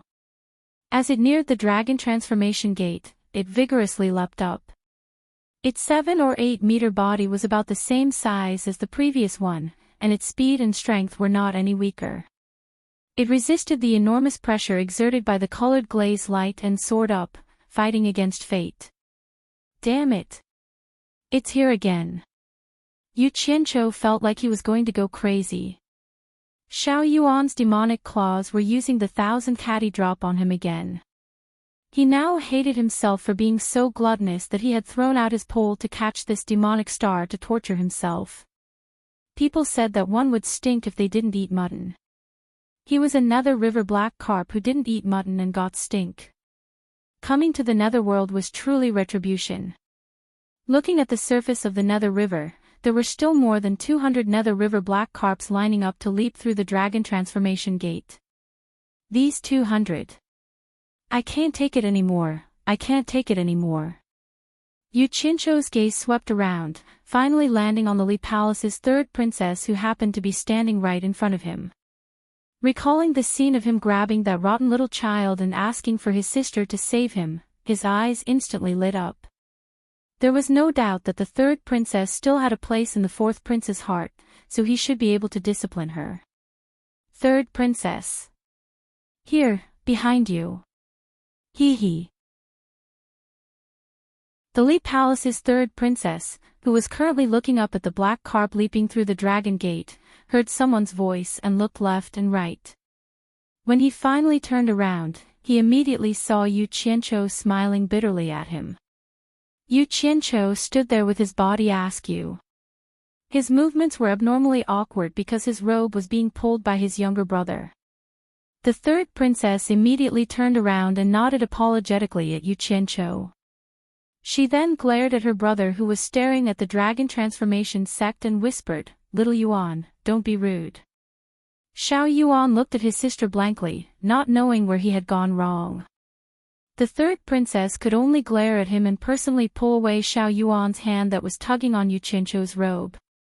"I've finally escaped from this unlucky child's clutches." Yu Qianqiu smiled at the third princess in a refreshed and gentlemanly manner, casually tidying up his robe that was a complete mess. The third princess pulled Xiao Yuan's hand, frowned and reprimanded him in a low voice, "Stand in front of me." "No. I want to be with brother Yu." Xiao Yuan's attitude was very stubborn, as if he was determined to be with him for the rest of his life. His other hand once again grabbed onto Yu Qianqiu's robe. Yu Qianqiu was not prepared at all and stumbled from the tug. His expression twitched and he looked innocently at the third princess, as if saying, "Big sister, please discipline me." The third princess felt extremely apologetic for her brother's rash actions and shyly bowed to Yu Qianqiu. Anger flashed across her face as she said in a low voice, "Be obedient and stand in front of me." "No."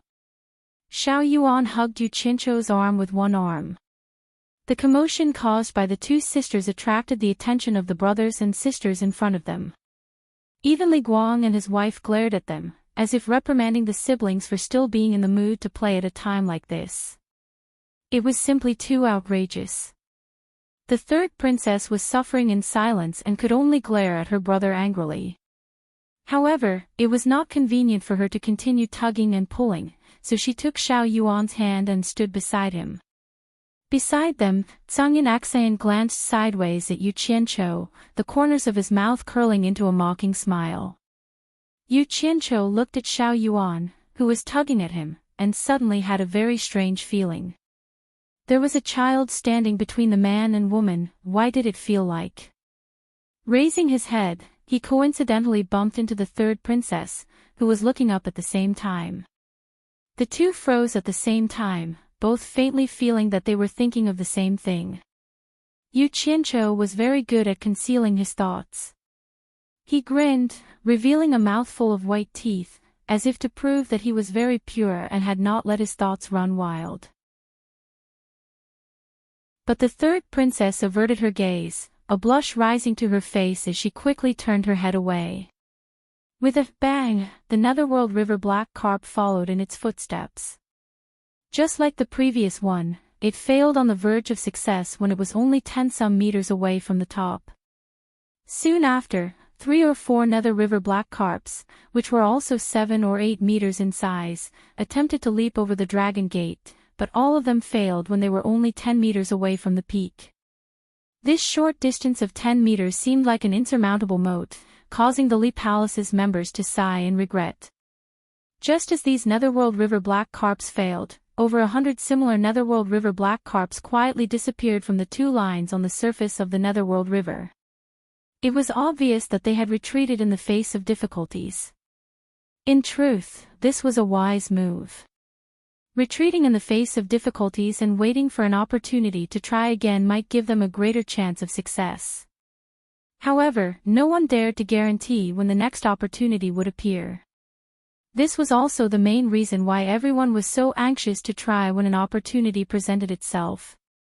At this moment, there were only 100 or so black carps left on the surface of the river, and they were naturally all of extraordinary strength. Strangely, their formation had fallen into disarray. The school of black carps had gathered together, as if discussing something. Not long after, the princes and princesses standing in front of Yu Qianqiu all paled. The first princess said in a low voice, "Not good, the Prime Minister is about to act." The school of Netherworld River Black Carps retreated to the side, leaving behind the largest Netherworld River Black Carp that slowly swam in front of Li Guang. Li Guang gave a slight nod, as if silently agreeing to something. Only then did the black carp turn around and begin its preparations. A moment later, a dorsal fin noiselessly swept across the surface of the water.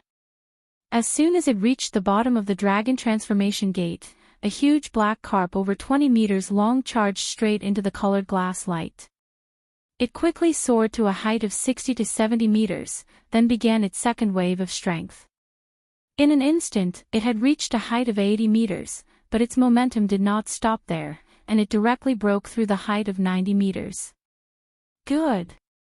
Li Guang yelled and excitedly clapped his hands. Everyone stared nervously at the giant figure, watching it approach the peak bit by bit. Although its speed was getting slower and slower, the frequency of its head and tail swaying was getting faster and faster. It was getting closer and closer, meter by meter. When they were less than 5 meters away from the top of the mountain, the 2 Pegasi that were dragging the carriage on the top of the mountain suddenly leaped up and stood up on their hind legs. They shook their crystal silky manes and let out a long neigh. The colored glass light that enveloped the entire mountain suddenly overflowed with flowing light and became denser. The huge netherworld river black carp's body paused in the colored glass light, and it even showed signs of slowly pressing down.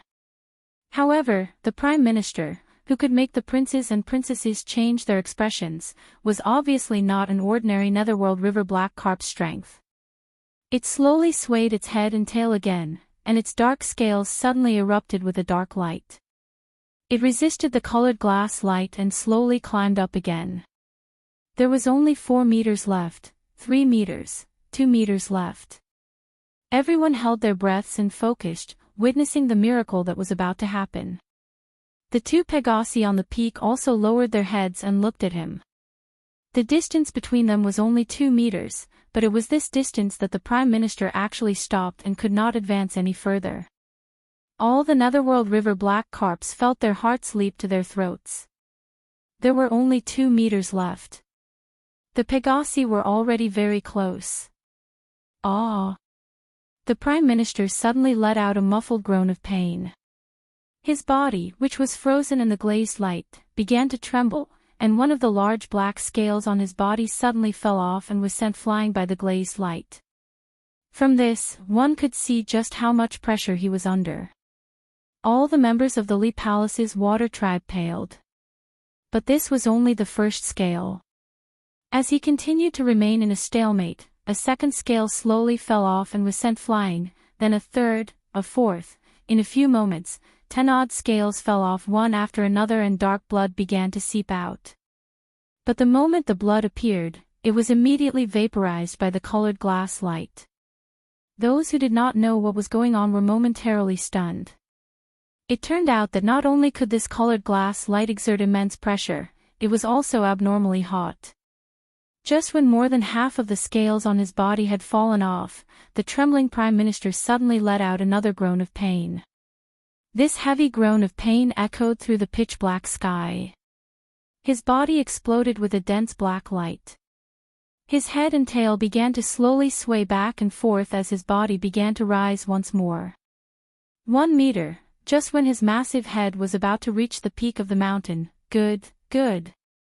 Cheers of success erupted from below. Suddenly, the Prime Minister's head tilted to the side and his eyes lost their light. Starting from his gigantic head, cracks began to appear, and his body immediately lost its mobility. As he fell, his gigantic body, which was more than 20 meters long, began to break into pieces. His bones and flesh flew out and scattered all over the place. The crowd could only watch as he was transformed into flying ash by the colored glass light, annihilated, until not even a speck of his remains remained. Prime Minister! Li Guang cried out in alarm. All the members of the Lee Palace's water tribe were speechless. The various water tribe experts watching from a distance all sighed and sighed. This Prime Minister of the Lee Palace was far too eager to show off.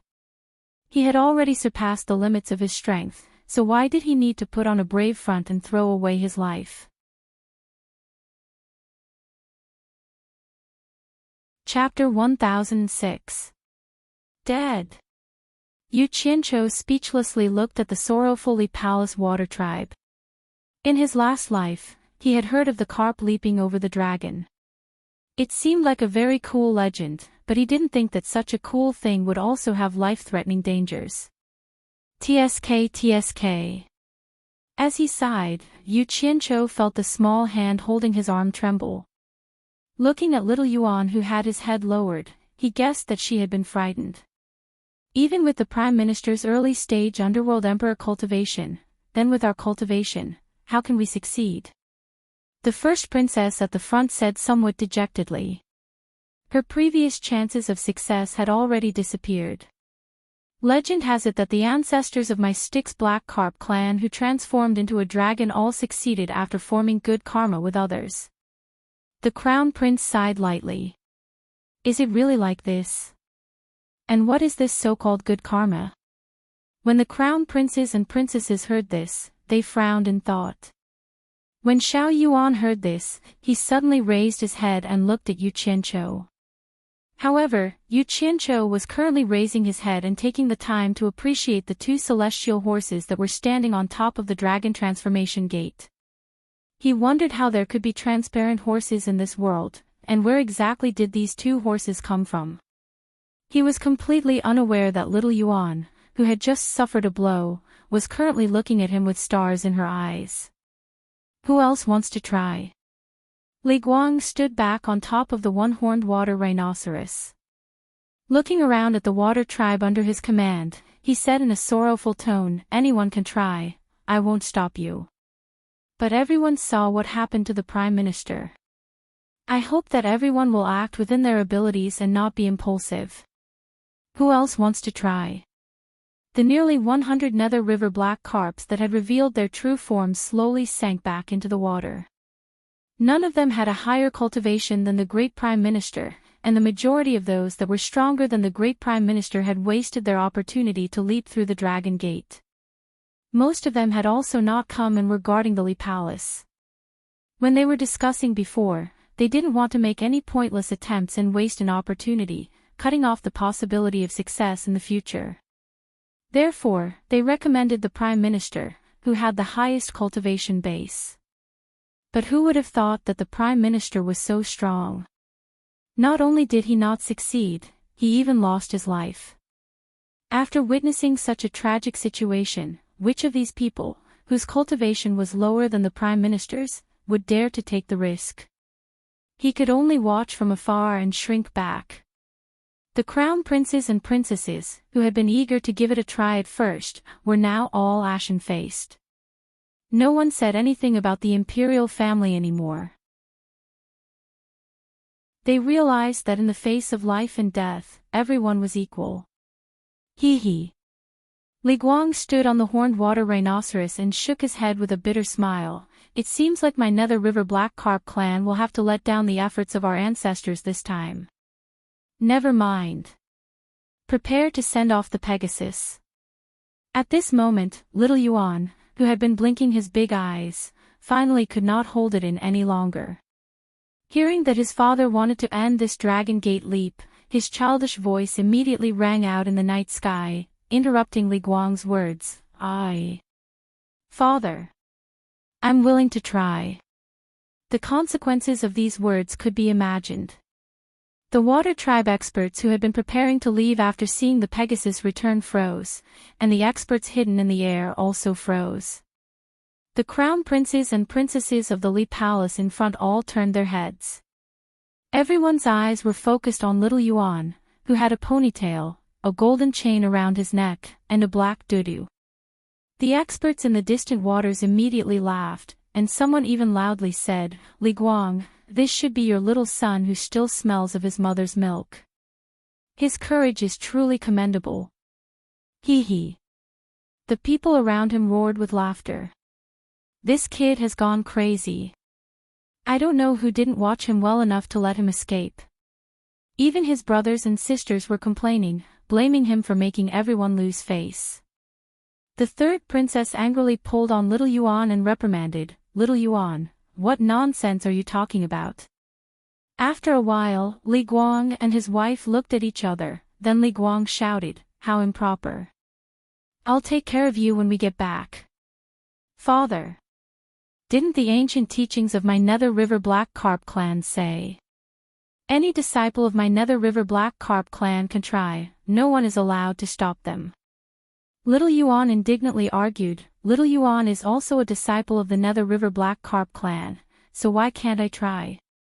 As a child, he had no idea of his parents' painstaking efforts. It wasn't that his parents wanted to stop him, but that they knew that with his current cultivation, it was simply impossible for him to make the dragon leap, so they didn't want him to waste this chance. Once he grew up and his cultivation reached a certain level, his parents naturally wouldn't stop him anymore. For a moment, Li Guang was at a loss for words. It must be known that no matter how great Li Guang was, he couldn't surpass the teachings of his ancestors, and he didn't dare to openly oppose them. The Empress standing next to Li Guang immediately frowned and waved her hand, saying, "Little Yuan, what are you doing? Come here, come to mother's side." The third princess immediately grabbed little Yuan's arm, wanting to drag him to her mother's side so that he wouldn't embarrass himself here. This unlucky child could finally get out of here. Yu Qianqiu did his best to turn his head to the side, suppressing his laughter so that it wouldn't look good in front of the Li Palace's water tribe. However, his snickering appearance was no different from that of an old fox that had stolen a chicken. To the side, Zhang also shook his head with a smile, lamenting that a newborn calf really wasn't afraid of a tiger, always doing things that made people laugh their teeth off. Brother Yu, have you forgotten that you said you would help me? Ah. Yu Qianqiu instantly couldn't laugh anymore. He felt his arm tighten and slowly turned his head around. He saw that the third princess was pulling little Yuan, while little Yuan was tugging at his sleeve, looking at him pitifully. He immediately pulled at his sleeve guiltily, but it wasn't good to be violent in front of his parents. For a moment, he couldn't break free, so he awkwardly said, "You must have remembered wrongly. When did I ever say I would help you? Be good. Hurry and go to your mother's side." The third princess was also angry, her pretty face turning frosty as she said, "Little Yuan, be good." As she spoke, she was about to forcefully take little Yuan away. No. Little Yuan stubbornly shook his head and stared at Yu Qianqiu with infinite grievance. "Brother Yu, you said you had a way to help me make the dragon leap. Could it be that you were lying to little Yuan?" With these words, the third princess' hand, which was about to use force, froze. She raised her head in shock to look at Yu Qianqiu. It wasn't just her. Everyone's eyes were on Yu Qianqiu. The white-clothed scholar, who was hidden in the darkness, was mostly focused on the Pegasus carriage of the dragon transformation sect. Nothing else could attract his attention. At this moment, the silver-armored soldier next to him suddenly exclaimed, "Who is this person? I can't even see through his cultivation. When did the immortal realm have such a powerful person?" "Which one?" the scholar asked faintly and looked in the direction that the silver-armored soldier was pointing at. His pupils suddenly shrank and a faint white light appeared in his eyes. When the white light disappeared, he heaved a sigh of relief. He must have used some special camouflage technique. In fact, he is only at the early minor immortal stage. He is just a pawn that has just stepped into the immortal gate. There is no need to make a fuss. So that's how it is. The silver-armored soldier nodded slowly. His gaze more or less focused on Zhang.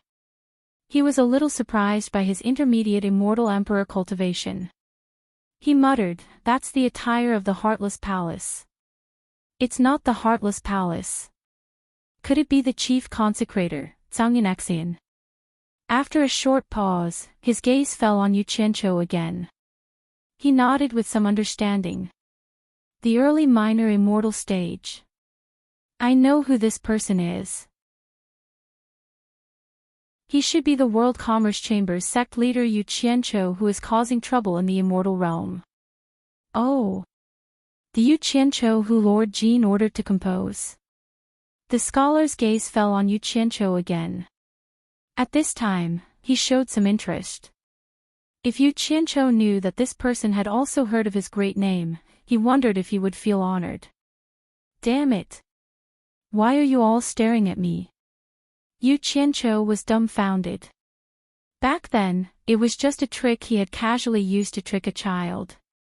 What he said was over, and he did not take it to heart. In fact, he did not have any way to help him leap through the dragon gate. He thought he was just a child. He could have just fooled him for a while. Who knew that this stupid child would keep thinking about it? Yu Qianqiu now understood. No wonder this unlucky child kept pestering him. He really took what he said seriously. Seeing the surrounding gazes, he lowered his head and smiled awkwardly at little Yuan. "Little Yuan, you must have heard wrong. I only said that I hope you can leap through the dragon's gate. When did I say I had a way to help you leap through the dragon's gate? Hurry and go back to your mother. Listen to me. How could he dare to admit that he had used the pious worship of the Nether River Black Carp clan to fool someone, and the person he had fooled was the fourth prince of Lee Palace? Sunyan Aksayan sneered and secretly transmitted his voice. Now you know how to be afraid. What happened to the daring and magnificent feat at the beginning? You actually wanted to eat the fourth prince of Lee Palace. You have guts. Shin Yu, who had been standing silently to the side, also looked at Yu Qianqiu with a strange expression. Woo-woo. No, you said it before. Little Yuan immediately began to sob. Letting go of his hand, he pointed at Yu Qianqiu's nose and sobbed. You said that you were called Yu Qianqiu, the Yu from leaping through the dragon's gate. You said that the two of us were fated and that I should call you Big Brother Yu. He then turned to Tsangyan Aksayan and Shin Yu. They all heard it. They can testify that it was clearly you who used a fishing rod to. The word fishing rod caused Yu Qianqiu to stagger. He hurriedly took little Yuan from the third princess's hands and pressed little Yuan's head against his chest. He even pretended to gently stroke little Yuan's head to comfort him, coaxing, "Little Yuan, be good, don't cry, don't cry." In reality, he was pressing little Yuan's mouth against his chest to prevent him from continuing. But it was still a little too late. To the vast majority of the underworld river's water tribes, the word fishing rod was a word they abhorred, especially to a school of carp. At this moment, it was not only the Nether River Black Carp clan that had darkened their faces. Even quite a few of the experts of the underworld river's water tribes in the distance gradually became savage. Fishing rods, fishing nets, and the like were absolute humiliation to them, a very, very great humiliation. A normal person would avoid mentioning these words in front of them, but now, someone was using these things in the underworld river. Chapter 1007. Yu Qianqiu casually glanced at them a few times and felt too embarrassed to look again. He was very depressed in his heart. With his eyes, he could tell that he had angered everyone. It was supposed to be a good thing. It's all this unlucky child's fault. Yu Qianqiu's hand exerted a little more force and pressed little Yuan's head, which was about to raise, against his chest. He thought that it would be better to take this unlucky child as a hostage. It was better for him to leave first. After thinking about it, there was nothing for him to be afraid of. At most, he wouldn't be able to stay in the netherworld anymore. But it wasn't like there weren't any benefits. Grey Cloud Axion was dragged down by him. With so many experts around him, he would definitely die. How could Grey Cloud Axion not know his current situation? Looking at the atmosphere around him, he no longer had the mood to watch the show. He had already ravaged Yu Qianqiu 10,000 times in his heart, but it was still not enough. He felt that he was going to die because of Yu Qianqiu this time. He slowly hid his hands in his sleeves, ready to fight to the death. Beside him, Shin Yu's face was pale. He had a premonition that he would be dragged into this. It would be hard for him not to die. The scholar, who was hiding in the air, curled the corners of his mouth into a smile. He stared at the scene below and said, "I'm afraid that the handsome talent that Jin Taisheng had personally selected is going to die a violent death. I wonder how Jin Taisheng will feel when he hears about this. When this matter reaches the immortal realm, it will definitely cause a huge commotion. I'm afraid that Jin Tai will feel embarrassed. When that happens, will he?" Silver Armor Soldier frowned at the scholar and said, "Will Jin Tai come to the netherworld to punish us?" "Punish us? That depends on who it is." The scholar's gaze swept across the water clan on the netherworld river and he laughed. "If he dares to come to punish us, I will open the passage between the immortal world and the netherworld and welcome him in. I will not interfere and will even provide him with all the conveniences. But I'm afraid he won't have the guts." "That's right." The silver-armored army of 1,000 soldiers cast their gazes at the ancient Nether River, which was so long that they could not see the end of it. Standing on the back of the one-horned water rhinoceros, Li Guang and his wife's faces were ashen. They looked at Yu Qianqiu as if they wanted to skin him alive. Li Guang gnashed his teeth and shouted, "Yu Qianqiu, you dare to insult my son with a fishing rod. You should be hacked into pieces, and your bones burned to ashes." Yu Qianqiu rolled his eyes on the spot. He didn't like hearing that. The world was big, so what if he used a fishing rod? What's more, your son didn't do anything. What right do you have to cut me into 1,000 pieces and grind my bones to dust? However, even though he thought this way, he still had to think of a way to salvage the situation. Unless he really didn't want to stay in the netherworld anymore, he had to think of a way to salvage the situation. He coughed and said, "You've misunderstood me. I really didn't mean to insult your son. In fact, I didn't know he was your son. Just imagine, if your son were to reveal his true form and mingle with a school of underworld river black carps, how could someone like me, who has never seen him before, know that he is the fourth prince of the Li Palace? Actually, release my fourth brother first." The crown prince of the Li Palace suddenly shouted angrily, interrupting, "My Li Palace imperial family is not something you can blaspheme." Yu Qianqiu suddenly turned his head and angrily shouted, "Who do you think you are? I am talking to your old man. When did it become your turn to interrupt? Could it be that the person in charge of the Li Palace isn't your father Li Guang, but you, the crown prince Li Zhong?" He was also a person with a reverse scale. How could a random person appear out of nowhere and yell at him? He immediately returned the favor. These words were vicious, and in the emperor's household, it would definitely be considered a death sentence. Crown Prince Li Zhong was almost speechless by these words, and his embarrassment turned into anger as he bared his teeth at his brothers and sisters. If we allow him to kidnap fourth brother and escape today, as his elder brothers and sisters, we will not have the face to see others in the future. Surround him, don't let him escape. After saying these words in front of everyone, the crown princes and princesses immediately surrounded Yu Qianqiu and the others. The third princess stood in front of Yu Qianqiu, coldly staring at him. Yu Qianqiu looked around and sneered, "A bunch of playthings from the same nest, do you think you're worthy of pretending to be brothers and sisters? I, Yu Qianqiu, am an indomitable spirit. I won't use a child as a hostage." As he spoke, he pushed Xiao Yuan, who was almost suffocating, into the arms of the third princess.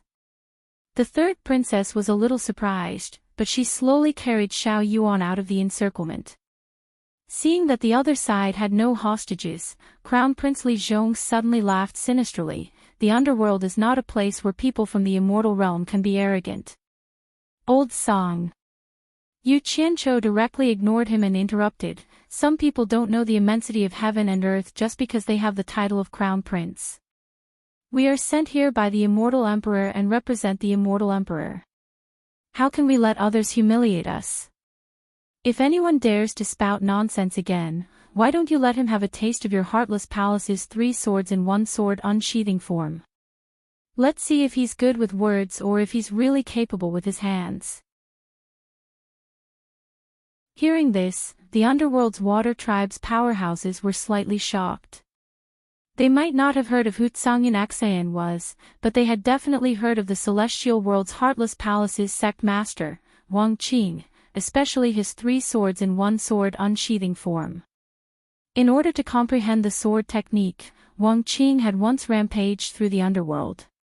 Many powerhouses had died under Wang Qing's 3 swords in 1 sword unsheathing form. None of them had the confidence to block this move. Hearing this, based on everyone's information, they could roughly confirm that these 2 fellows were indeed Heartless Palace's chief high priest Tsangyan Xayan and World Commerce's sect master Yu Qianqiu from the celestial world. In fact, Li Guang was also quite wary of Tsangyan Xayan's 3 swords in 1 sword unsheathing form. Otherwise, he would have given the order to kill them already. When the crown princes and princesses heard the 3 swords in 1 sword unsheathing form, their expressions all changed. Tsangyan Xayan had no way out. Yu Qianqiu had even brought up the Celestial Emperor. Even if he had to die, he had to brace himself and fight. This might give him a sliver of a chance at survival. If he retreated, Celestial Emperor Jin Tai would be the first to come after him. He had no confidence in escaping Jin Tai's pursuit.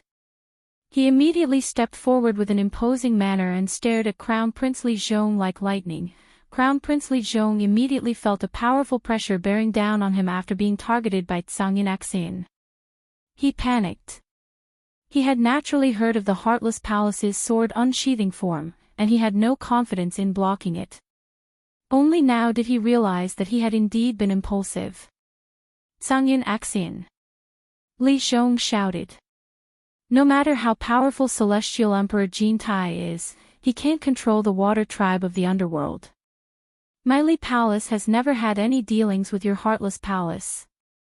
I don't want to make things difficult for you, but it's best if you don't interfere in our affairs.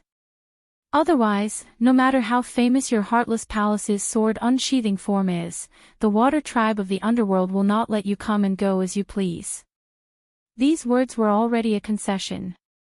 It would be a lie if Zhang Yinxian said that he wasn't tempted, but he knew that if he retreated now, Immortal Emperor Jin Tai would probably make his life a living hell.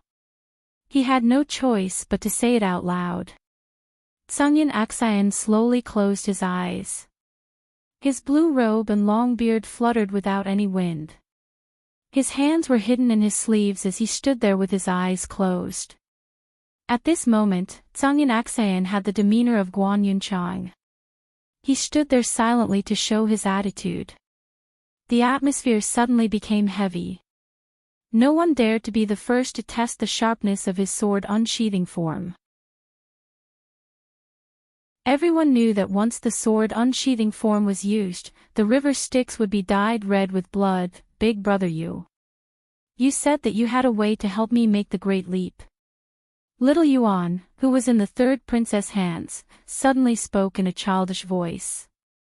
Yu Qianqiu immediately rolled his eyes. This unlucky child, if it weren't for your blabbering, things would not have turned out like this. At this moment, Li Guang, who was in a difficult position, gritted his teeth and said, Yu Qianqiu, did you say anything to my son about helping him make the great leap? The various experts on the surface of the underworld looked at each other. They could all hear that Li Guang's words were a little soft, and they couldn't help but feel a little helpless. No one here had the confidence to resist the sharpness of the Heartless Palace's sword unsheathing form, and the true experts of the underworld river had yet to show themselves. Otherwise, how could they have been frightened by Zhang Yinxian? Yu Qianqiu was slightly stunned when he heard this. He immediately understood that the other party was giving him a way out of this embarrassing situation, and it was similarly giving him a way out of this embarrassing situation as well. If he didn't think of a way to salvage the situation, then both of them could only fight to the death. It's true that I said that, but there's a reason for it. Yu Qianqiu immediately explained with assurance, when I first arrived here, I suddenly saw a school of black carps in the river in front of me.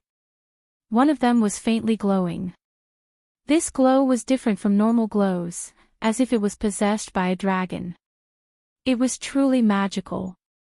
I found it strange and wanted to see what it was. Thus, I took out a treasure that looked like a fishing rod and caught the thing that was possessed by the dragon. Who would have thought that it was actually the fourth prince of the Li Palace? Don't you think this is a huge misunderstanding? As soon as he said this, countless people silently cursed him for speaking nonsense, but no one pointed it out. They only heard Yu Qianqiu continue to ramble. When the fourth prince was caught by me, he felt extremely wronged. In order to comfort him, I told him that I had a way to help him make the great leap. Actually, it was just a way to coax a child. Who would have thought that he would take it seriously? I really didn't have the slightest intention of insulting the water tribe of the river Styx. I hope that your majesty will forgive my unintentional mistake. As he spoke, he cupped his hands, his attitude was very sincere. The surroundings were completely silent, and all eyes were on Li Guang. Under the watchful eyes of the crowd, Li Guang was about to go crazy. He thought to himself, you can just deny that you didn't do anything, and then I'll slowly investigate the truth. In the end, I'll just let it go. Now that you've come up with such a ridiculous reason, how am I supposed to get out of this situation? Don't even talk about fooling the adults with this reason. Little Yuan was the first to refuse, and stubbornly shouted, no. Brother you definitely have a way. He then turned to Li Guang and shouted, Imperial Father, Little Yuan is also a member of the River Styx. According to the teachings of our ancestors, Little Yuan also has the right to attempt the Great Leap.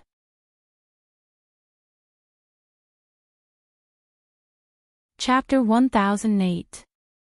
He had spoiled this unlucky child to the point that even the adults were worried about him. Yu Qianqiu sighed and shook his head. Right now, he was like a bystander who was watching the show. Actually, when Li Guang gave him a way out, it wasn't that he couldn't find a good reason with his mouth. In reality, when he saw how powerful Tsangyan Aksayan was and how no one dared to touch him, he immediately became vigilant.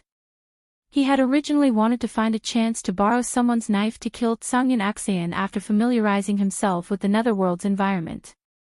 However, he didn't expect the Heartless Palace's sword-drawing technique to be so powerful in the Netherworld. Who knew if anyone would dare to touch Tsangyan Aksayan in the future? Thus, he suddenly had an evil thought and wanted to take this opportunity. However, he didn't want to cut off his future in the Netherworld. It was truly a difficult choice. Helplessly, he came up with a far-fetched reason and kicked the ball back to Li Guang. He was prepared to do whatever he wanted, but once he realized that the situation wasn't right, he would immediately dive into the water and escape. Let him go, let him try. Li Guang, who had nowhere to vent his anger, waved his hand. He was already having a headache, and this youngest son kept bringing up the ancestral teachings to pressure him. He had never seen such an unfilial son before. This was truly intolerable, so he decided to let him do as he pleased. The Empress was a little anxious, but seeing Li Guang like this, she wanted to say something but hesitated. In order to maintain his authority, she finally shut her mouth and didn't say anything. The third princess was still hesitating as she looked at her parents. However, Xiao Yuan got off her arm and ran toward Yu Qianqiu on the water. Yu Qianqiu was stunned. The corner of his mouth twitched as he thought to himself, what are you doing here again? As everyone expected, Xiao Yuan passed through the crowd of his brothers and sisters and grabbed onto Yu Qianqiu's sleeve. He pointed at the dragon transformation gate and said, help me. Yu Qianqiu looked at Xiao Yuan and shook his head. He had never seen such a stubborn child. To put it nicely, it was called stubborn. He suspected that this child was the illegitimate child of the deceased Prime Minister and the Empress. Otherwise, why would his temper be so similar to that of the Prime Minister? Forget it. It's good that you give up on this idea, so that I don't have to be the center of attention all the time. Yu Qianqiu shrugged helplessly at the crowd. It didn't matter. Just like that, he was dragged away by the persistent Xiao Yuan. Under everyone's gaze, the two of them arrived at the foot of the transforming dragon sect that was enveloped by the colored glass treasure light. One big and one small raised their heads and looked up. From their angle, they could no longer see the heavenly horse treasure carriage. But the way the two of them stood there, it was hard to believe that they weren't father and son. Jump! With his hands behind his back, Yu Qianqiu nodded towards the top of the mountain and said perfunctorily. He was ready to let the little guy fail and give up as soon as possible. Xiao Yuan looked up at him, her large eyes blinking excitedly. Brother Yu, help me. What a joke. I don't have that kind of ability. Looking at the colored glass treasure light, Yu Qianqiu was a bit scared. His mind was filled with the scene of the Prime Minister being annihilated. Even a guy with the cultivation of the early stage of the Underworld Emperor ended up like that. What kind of joke was he, who was in the early stage of the minor immortal realm, playing? He didn't know whether to laugh or cry. How do you want me to help? Xiao Yuan bit his finger and looked back at the colored glass treasure light. After thinking for a while like an adult, he said, Xiao Yuan's cultivation is too low. I can't go up. Why don't? He was very self-aware. He knew that his cultivation was too low to go up. After a pause, he looked at Yu Qianqiu and said expectantly, Why don't you carry me up? Hearing this, Yu Qianqiu's expression froze. He said in surprise, Carry you up? Are you kidding me? This is the Jumping Dragon Gate. Have you ever heard of anyone from your Nether River Black Carp clan being carried up after jumping the Dragon Gate? If that's the case, how is it you jumping the Dragon Gate? Isn't it me jumping the Dragon Gate? Let alone him, the surrounding people were also shaking their heads. They all thought to themselves that the little guy was just a little guy. Li Guang's originally green face turned a little black. This was too ridiculous. Xiao Yuan pouted and said very naively, It was you, brother Yu, who told me. Your name is Yu Qianqiu, you as in Jumping Dragon Gate. There's nothing wrong with you bringing Xiao Yuan along to jump the Dragon Gate. Yu Qianqiu was stunned by this little guy's extraordinary comprehension ability. His mind went blank for a while. You're my grandpa. So that's how you understand it. No matter what, it's just that I have a cheap mouth. This was the first time he realized that he had lost so badly in a verbal argument. Most importantly, there was no reason to reason with this little brat. He couldn't even be calculative with him. Brother Yu. Help me. Xiao Yuan tugged on his sleeve and acted like a spoiled child. He was practically invincible when it came to using both the carrot and the stick. Yu Qianqiu resisted the urge to beat up the little guy in front of so many people. He pointed at the colored glass treasure light in front of him and said, You mean, you want me to carry you up the mountain from here? Yes. Xiao Yuan nodded excitedly, taking it as a yes. He dove into the river Styx and turned into a huge black carp about a meter long. He swam a few rounds around Yu Qianqiu, who was standing on the surface of the water. Then, he jumped out of the water and floated in front of Yu Qianqiu. He wagged his head and tail excitedly and said, Brother Yu, carry me up. Damn you. Yu Qianqiu rolled his eyes a few times. He raised his hand to wipe away the water droplets that the little guy's tail had splashed onto his face. This Styx River black carp, which was originally rather cute in appearance, was now completely unreasonable in his eyes. Brother Yu. Don't hesitate. You can do it. I believe that you're the best, Xiao Yuan said with certainty.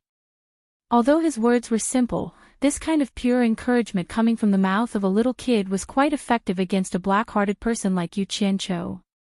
Yu Qianqiu scratched his face embarrassedly and asked tentatively, Why don't we give it a try? But let me say the ugly words first. Failure is certain. Don't blame it on me when the time comes. This was definitely his style. He would always give a warning first. Yes. As long as Brother Yu tries his best, it's fine. Xiao Yuan cheered and threw herself into Yu Qianqiu's arms without a care for the cost. Yu Qianqiu had no choice but to hug him. After a moment of hesitation, he moved step by step toward the uneven and swaying light. It was as if there was a bottomless abyss in front of him. When he reached the front, he stopped again and said with some difficulty, Xiao Yuan, why don't you try jumping first? If it doesn't work, I'll try again. When these words were spoken, it was unknown how many people looked at him with disdain. Either you don't go, or you don't even have the courage to go through the motions. Who do you think you are? Even Sangyun Axian felt that it would be embarrassing to be with him in the future. Big Brother Yu, this won't do. If I fall into the water when I try, it will be considered a failure according to the ancestral teachings. I can't try again, Xiao Yuan said very seriously. Hee. Then forget it. Yu Qianqiu laughed awkwardly. He held the big carp in one hand and reached out a finger. He raised his cultivation to the limit and slowly reached into the colored glazed light. He was going to test the waters first. The result surprised him. The temperature in the light was indeed very high, and the pressure was not small, but it was completely within his tolerance range. He inserted his finger into the light repeatedly, then changed to a palm, then to a fist. Finally, he stuck his entire arm in and shook it a few times. With this action, he did not care how many people were looking at him with disdain. His life was his, and how could he be compared to those who were just watching the show? After finally confirming that there were no problems, he directly dashed in with Xiao Yuan in his arms. Amidst Xiao Yuan's cheers, he raised his arms high and lifted Xiao Yuan above his head. He slowly flew up against the pressure. He had no pressure now. In any case, he had already tried. If he found that something was wrong, he could just go into the water and admit defeat. There was no need to risk his life. However, what he did not know was that the moment he charged in and the light enveloped his body, a golden light immediately erupted from his dantian, as if it had been activated by something. However, it only flashed for a moment before the golden light disappeared. The big carp he held above his head was covered in a faint layer of golden leaf. He was in the light, so he felt that there was a glistening yellow in front of him. It was as if he was wearing tinted glasses, so he did not notice anything. Instead, the expressions of the people outside all became solemn. They looked at Xiao Yuan in surprise. They could clearly see that, just a moment ago, Xiao Yuan's body had been covered in a faint layer of golden hair. At this moment, the yellow light around Xiao Yuan's body was clearly stronger than its surroundings, like a thin halo of light protecting him. How could this be? The silver-armored soldier in the air said in surprise. The scholar's gaze instantly sharpened as he stared at Xiao Yuan, as if he wanted to cut him open and examine him. Everyone had an expression of disbelief on their faces, especially the members of the Li Palace's water tribe, who did not even dare to breathe loudly. Li Guang and his wife had very complicated expressions. Although everyone had seen this strange phenomenon, until the very end, no one could be sure what effect this strange phenomenon would have, or whether some miracle would really occur. Xiao Yuan. Do you feel any discomfort? If you do, tell me immediately. Remember. It's fine if you fail. As long as you try your best, you won't have any regrets. Don't try to be brave. Yu Qianqiu raised Xiao Yuan up, bit by bit. This unscrupulous fellow said all sorts of nice words and all sorts of reasons, as if he was doing it for his own good. But he had Xiao Yuan act as the vanguard, because the previous example had made it clear that the higher they went, the more dangerous it would be. He was determined not to take the slightest risk for such an unreliable matter. Xiao Yuan clearly knew that the higher they went, the more dangerous it would be. His two carp eyes nervously stared up and he said, "Brother Yu, I understand. But for now, I don't seem to feel any discomfort. Brother Yu, do you feel anything?" I don't feel anything right now either. Let's take it slow, there's no rush." Yu Qianqiu laughed awkwardly. He lowered his head to look at his feet. It was only 5 or 6 meters, and he thought that if there was more pressure, he would have to go up a little more. Under the watchful eyes of the crowd, the speed at which the two of them ascended was truly unsightly. Occasionally, they would stop and ask each other if there was any discomfort. They were truly very careful.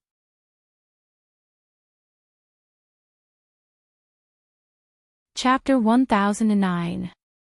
The two slowly ascended like this, attracting everyone's gaze. After a while, quite a few people realized that their eyes were a little tired from watching these two leap over the dragon gate. They wanted nothing more than to urge them to hurry up. If they could do it, then they could do it. If they couldn't, then they couldn't. Stop dawdling here. At first, the Li Palace Water Tribe members were very nervous, but after watching for a while, they got used to it. They could only look at each other speechlessly, as if they had never heard of someone leaping over the dragon gate like this. The tense bodies of the surrounding people gradually relaxed, and some even seemed bored to death. Who knew how long it would take to see the final result of these two? Why do I feel like this action is a little like the Statue of Liberty? A woman raises one arm, a man raises both arms. It's probably like this. Yu Qianqiu also felt that his actions were rather slow, and he even had time to let his imagination run wild. Looking around at the listless crowd, he couldn't help but sigh. It was better to just stand on the side and watch. Unlike him, who was in danger and was so nervous.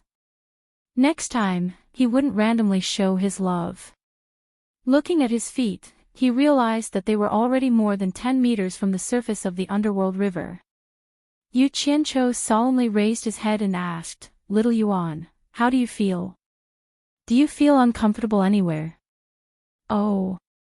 I'm fine, but I feel like I'm going a little slow." Little Yuan stared at him with his carp eyes and said honestly. The nervousness that could be seen in his eyes before was now beginning to wander around leisurely. "It's good to go a little slower, we're not in a hurry. It's better to be safe than sorry. Safety first," Yu Qianqiu said solemnly. Little Yuan very obediently gave an "oh," and the two clowns continued to slowly ascend. Hearing these words, some distant tyrant of the water tribe, probably someone with a fiery temper, couldn't bear to watch any longer and roared, "Yu Qianqiu, are you still a man? If you're a man, then be a little braver and go straight up. If you can do it, then you can do it. If you can't, then forget it." The voice reverberated across the surface of the underworld river. Who? Don't just stand there and talk." Yu Qianqiu raised his hands in surrender and quickly looked around and cursed. "Fuck. You're a man. You're brave. If you're capable, come at me. Let's swap. I also know how to make sarcastic remarks. I guarantee that I will urge you to hurry up. If you die in an accident, I will take care of your corpse and choose a good place to bury you." Ha! The group of water-kind warriors who had been watching the show burst into laughter. The person who roared seemed to be amused and scolded with a smile, "Bullshit. I want to see how you will die. I have already chosen a good place. It is at the foot of the Dragon Transformation Sect. I am waiting to collect your corpse." Everyone. Li Guang floated into the air and cupped his hands towards the crowd. "Today is an important day for my Li Palace's water tribe. I hope that everyone can give me some face. This matter concerns my son's life. Please do not disturb him." As soon as he said that, the laughter gradually calmed down. Even if he did not give face to Li Guang, he still had to give face to the Pegasus that came from nowhere, 20 meters from the water. Yu Qianqiu looked down. He remembered that when the first Nether River black carp leapt through the dragon gate, it seemed to feel the pressure when it rose 20 meters and slowed down. He immediately raised his head and asked, "Little Yuan, how do you feel?" Little Yuan's carp eyes turned around and carefully sensed. After a pause, he said, "Nothing much, it's still the same." "It's still the same," Yu Qianqiu muttered. He felt that something was wrong and warned again, "Little Yuan, I am preparing to increase my speed. If you feel anything wrong, tell me immediately." Brother Yu, I understand," Little Yuan replied excitedly. Truly, newborn calves are not afraid of tigers. Yu Qianqiu sighed inwardly and immediately tried to increase his speed. 1 meter, 2 meters, he could only watch as the distance between him and the surface of the Nether River increased. When he rose to around 50 meters, he did not need to ask Little Yuan. He himself felt that something was wrong. At such a height, even with Little Yuan supporting him, he should have felt the pressure increase. Why was it still the same as before, with no reaction at all? Suspicious, he could not help but stop and carefully think about what was going on. In the eyes of the crowd, They initially thought that the two of them had already felt the pressure and could no longer continue, but looking at Yu Qianzhou's expression and behavior, it did not seem like it was difficult for them to continue. Little Yuan saw that they had risen so much and Yu Qianzhou had stopped and immediately shouted excitedly, "Brother Yu, I'm fine. I can go a little faster." Ah! It seemed that they were really fine. Yu Qianzhou could not figure out what had gone wrong, so he made up his mind and gritted his teeth. Following Little Yuan's words, he pushed Little Yuan up the mountain step by step at a normal walking speed. 60 meters from the surface of the Nether River, 80 meters. Everyone's eyes were fixed on them. The speed at which the two of them rose at a leisurely and relaxed pace was unbelievable. Li Guang and his wife looked at each other. There was not a trace of happiness on their faces, but astonishment instead. The crown princes and princesses of the Li Palace were also dumbfounded. However, at this time, Yu Qianzhou suddenly understood what the problem was. He believed that the carp leaping over the dragon gate was a task that could only be completed by the carp alone. Relying on the help of others was ineffective, or in other words, it was ineffective if humans intervened. In other words, Little Yuan was probably happy for nothing. So that was the case. Once Yu Qianzhou figured it out, he immediately felt no psychological burden. Maintaining a certain level of vigilance, he pushed Little Yuan and directly flew up. 20 meters. 10 meters, Brother Yu is almost there. Little Yuan was already cheering in advance. Yu Qianzhou also took the opportunity to put him down and hold him in his arms, their figures stabilizing in the air. At this time, the two of them had already reached the same height as the top of the mountain. Directly in front of them was the carriage of the Pegasus emitting a rich and simple aura. Two transparent precious horses were staring at them with their crystal-like eyes, their bodies shining brightly like statues standing at the top of the mountain.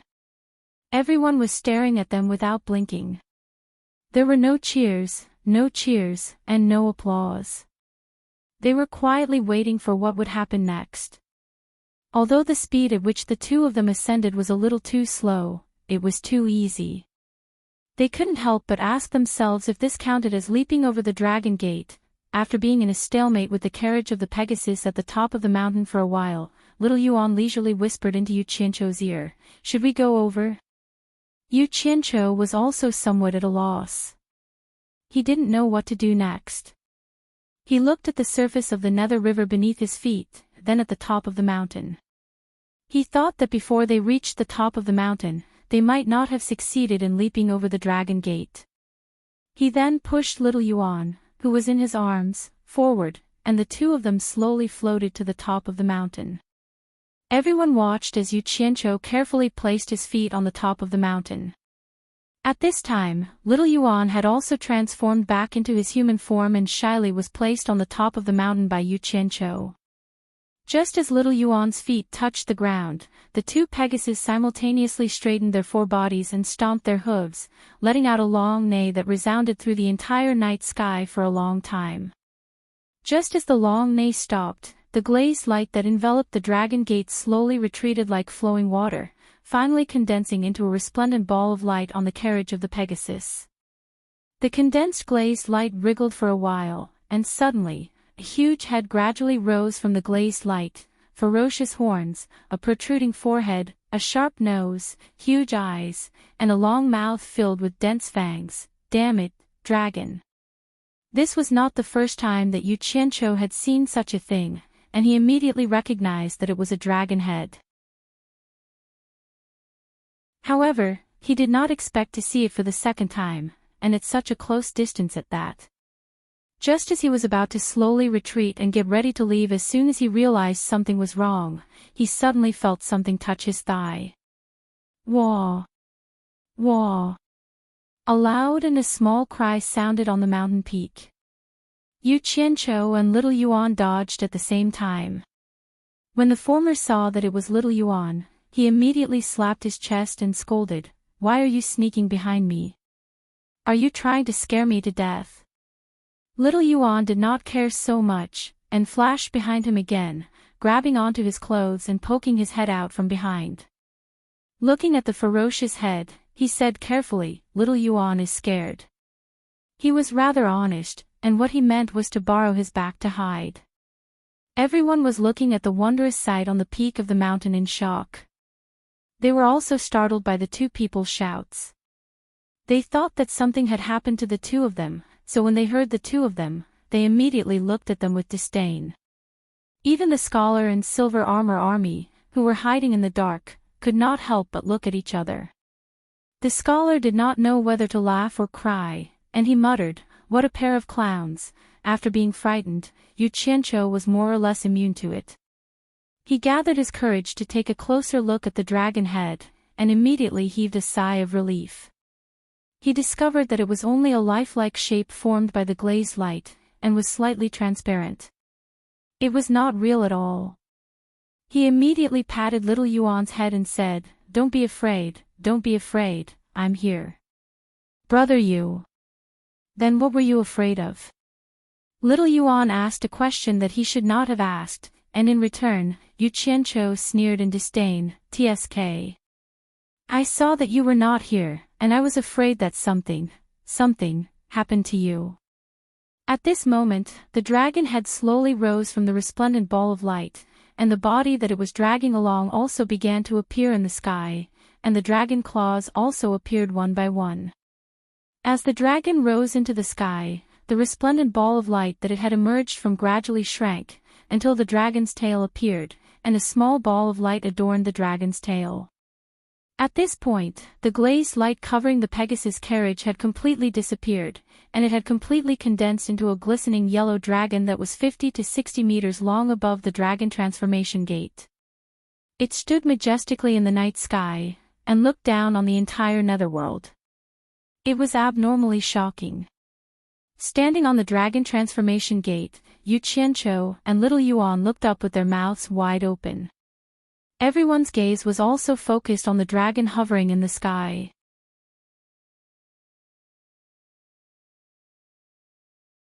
Chapter 10:10. Why was it like this? This question could only be answered by those who knew the process of leaping through the dragon gate. It was not hard to find the answer from the increasingly excited expressions of the Li Guang couple. However, no one was paying attention to the two of them. Everyone's gaze was on the dragon in the sky. Boom! A purple thunderbolt suddenly burst forth from the purple halo in the sky and struck the glassy coiling dragon. The coiling dragon was instantly covered in purple lightning, and after a while, it gradually disappeared into the body of the coiling dragon. The lifelike but lifeless glassy coiled dragon suddenly trembled and the scales on its body slightly opened up. A majestic and ancient aura surged out. The huge dragon suddenly raised its head and opened its mouth that was filled with fangs. Roar! Its roar shook the heavens and earth. The surface of the river Styx trembled like a sieve, causing everyone's eardrums to feel slightly numb. After a long roar, the huge dragon's head slightly sat down. Its coiled body was like a spring and fiercely shot into the pitch-black night sky like an arrow released from a bow. A strong gust of wind instantly blew, causing Yu Qianqiu, who was standing on the dragon transformation gate, to stagger. Xiao Yuan, on the other hand, tightly hugged onto his thigh. The huge dragon that was brimming with vitality was now completely golden, as if it had just escaped from a cage.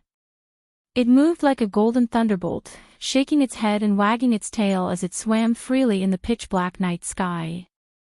Its aura was astonishing and it was extremely awe-inspiring. The experts hiding in the night sky could no longer hide. Wherever the golden light passed, they all revealed themselves and dodged. Only now did the people below realize that there were so many people hiding in the sky. However, they did not mind as they did not do anything. It was not wrong for them to quietly watch the show from the sky. The flying dragon was in the wild, wandering in all directions.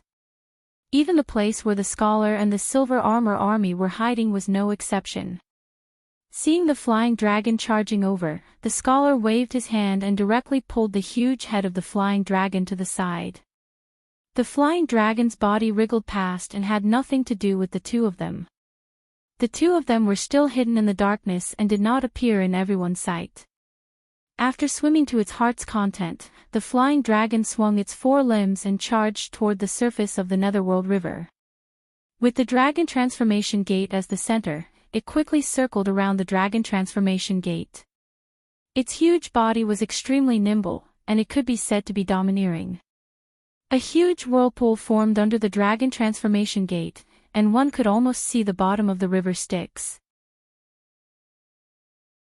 Huge waves rose from the surface of the river Styx and surged in all directions, shocking the people standing on the water and causing them to fly into the sky. The raging waves that surged in all directions reverberated, and once again caused huge waves to surge furiously at the Dragon Transformation Gate. The flying dragon that was circling around the Dragon Transformation Gate quickly passed through the huge waves, directly passing through the empty mountain belly of the Dragon Transformation Gate. Its speed was extremely fast, breaking through the waves and winding around the Dragon Transformation Gate. In the end, it quietly hovered above the Dragon Transformation Gate, slightly nodding as it stared at the two people standing on the mountain peak. It could be said that he was as agile as a rabbit and as quiet as a virgin. The surging movements in all directions began to gradually calm down. Yu Qianqiu immediately felt that something was wrong. Before he could even take 2 steps, one of his thighs felt heavy, and he immediately said to Xiao Yuan, who was pulling him back, "Xiao Yuan, quickly let go, I have already helped you, there is nothing else I can help you with now." "Xiao Yuan, quickly let go, I am going down." "No.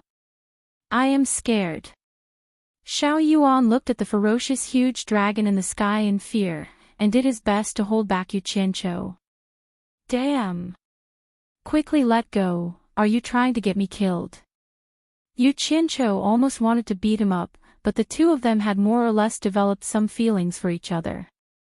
He immediately roared at the Li Guang couple below, "Old Li Guang, quickly control your son, I have already done you a great favor, you can't be like this, quickly ask your son to let go." "Brother Yu. I am scared alone." Xiao Yuan immediately wailed. "Damn. You were the one who pestered me to send you up, now that you are here you say you are scared, what have you been doing?" Yu Qianqiu stretched out his hand to push his forehead twice, and seeing that the huge dragon in the sky was already moving, he immediately panicked and said, "Quickly let go, it is better for you to be scared alone than both of us." "Brother Yu. I am scared." Xiao Yuan cried and did not let go, and finally seemed to have thought of something. He raised his head and looked at Yu Qianqiu with tears. "Brother Yu. I will not transform into a dragon, bring me down with you. If you want to go down yourself. I am not stopping you, don't hug me." Yu Qianqiu pushed Xiao Yuan's head and said.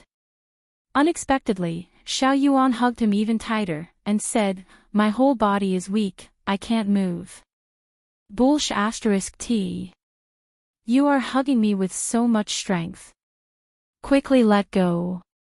Yu Qianqiu was a little anxious. "Xiao Yuan, what nonsense are you saying?" Below, Li Guang was angry and shouted, "Quickly let go of your brother Yu." Tsungyan Aksayan, who had been watching the commotion for a long time, shook his head and sighed.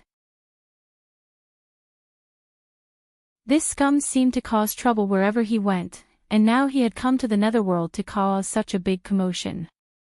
After today, there would probably be no one in the Netherworld who did not know of Yu Qianqiu. Yu Qianqiu looked at Li Guang, then looked at Xiao Yuan, who was hugging his leg. He did not care what Li Guang was thinking, and immediately glared at Xiao Yuan. "You said you wanted to go down, don't blame me in the future." Not caring whether Xiao Yuan agreed or not, he turned around and hugged Xiao Yuan. But before he could get up, he immediately heard a gust of wind. By the time he got up with Xiao Yuan in his arms, they were already surrounded by a golden haze. The flying dragon was circling around the mountain, its long body already wrapped around the two of them. Everyone stared at this scene in shock, feeling that this Yu Qianqiu was going to be dragged down by the fourth prince of the Li Palace. Suddenly, the circling flying dragon shrank, wrapping around the two of them like a ball of light. Suddenly, Yu Qianqiu's scream came from inside, "Little Yuan, don't hug me, let go." "Fuck, aw." As soon as Yu Qianqiu cried out, a figure was pulled out of the thick ball of light. If it was not Yu Qianqiu, who else could it be? They saw that he had landed in the empty carriage pulled by the Pegasus, a trace of blood at the corner of his mouth. He was lying weakly on the seat, his eyes closed, and it was impossible to tell whether he was dead or alive. Everyone looked at each other. They didn't know what had happened inside. However, they could imagine that with Xiao Yuan's cultivation, it was impossible for him to do this to Yu Qianqiu. It was most likely the doing of the ball of light formed by the flying dragon. But no one dared to go to the top of the mountain to check if Yu Qianqiu was dead or alive. Many people wanted to use their spiritual sense to check, but they all realized that it was impossible for their spiritual sense to approach the dragon transformation gate. There was a thick qi on the dragon transformation gate that prevented any spiritual sense or perception from peeking inside. Li Guang was also one of the people who wanted to investigate, but when he realized that his spiritual sense and perception could not approach, he clapped his hands in regret and sighed, "My Nether River Black Carp clan owes him." The Empress next to him only glanced at Yu Qianqiu a few more times before staring at the shrinking ball of light. As a mother, she naturally placed her son first. Everything else was secondary. Zhang Yunxin, who witnessed all of this, furrowed his brows. He also released his spiritual sense and perception to check, but to no avail. However, at this moment, he really hoped that Yu Qianqiu would die. This was because no matter how unreasonable an immortal emperor was, they could not blame him for such a strange way of dying. This was a good way to die. There was no better way to die than this. Most people's attention was quickly gathered on the shrinking ball of light. To them, a mere Yu Qianqiu's death had nothing to do with them. But when the ball of light gradually shrank into a humanoid shape similar to Xiao Yuan's size, it suddenly exploded with a blinding light. After the blinding light quickly disappeared, a small black dragon that was over 10 meters long floated above the dragon transformation gate with its claws and fangs bared. Roar! It let out a long roar into the endless night sky. The sound was not soft, but it was somewhat desolate and lonely. The water tribe of the Li Palace, with the exception of Li Guang, and the crown prince and princess, all knelt in the direction of the dragon transformation gate, their emotions extremely agitated. Nay! Nay! The two transparent steeds pulling the carriage both reared up and neighed as if summoning something. The little black dragon in the air flashed with black light and immediately transformed back into Xiao Yuan's original appearance. It slowly descended to the summit and looked down at the people below as it wept, "Father, mother, big brother, big sister, I have to go." At this moment, his mind had already fused with things that originally did not belong to him. He already knew what he was going to do next. Xiao Yuan. The Empress and her brothers and sisters couldn't help but call out. His mother was especially agitated, and Li Guang tightly hugged her with his lips tightly shut. Xiao Yuan wiped his tears. The two Pegasi had already pulled the carriage to him. He turned and climbed onto the carriage, then straightened up the reclining Yu Qianqiu and sobbed, "Big brother Yu, I'm afraid to go alone. I'll take you with me." At these words, everyone below almost fainted. They all stared up in shock. He was going to take Yu Qianqiu with him. Zhang Yunxian's eyebrows once more fiercely twitched. This couldn't be any better. It was unknown whether Yu Qianqiu was dead or alive.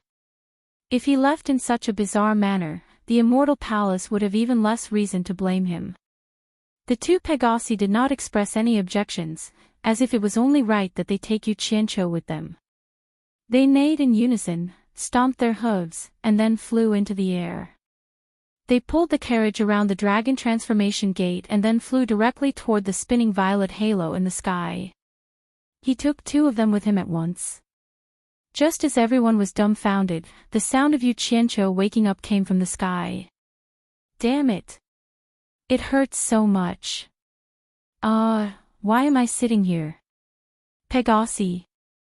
Xiao Yuan, what's the meaning of this? Everyone saw Yu Qianqiu poking his head out from the back of the carriage, looking down with a terrified expression. Then, they saw half of Xiao Yuan's body poking out, clearly standing on the seat. They saw him hugging Yu Qianqiu's neck and sobbing, Xiao Yuan is afraid to go alone. Big Brother Yu, accompany Xiao Yuan.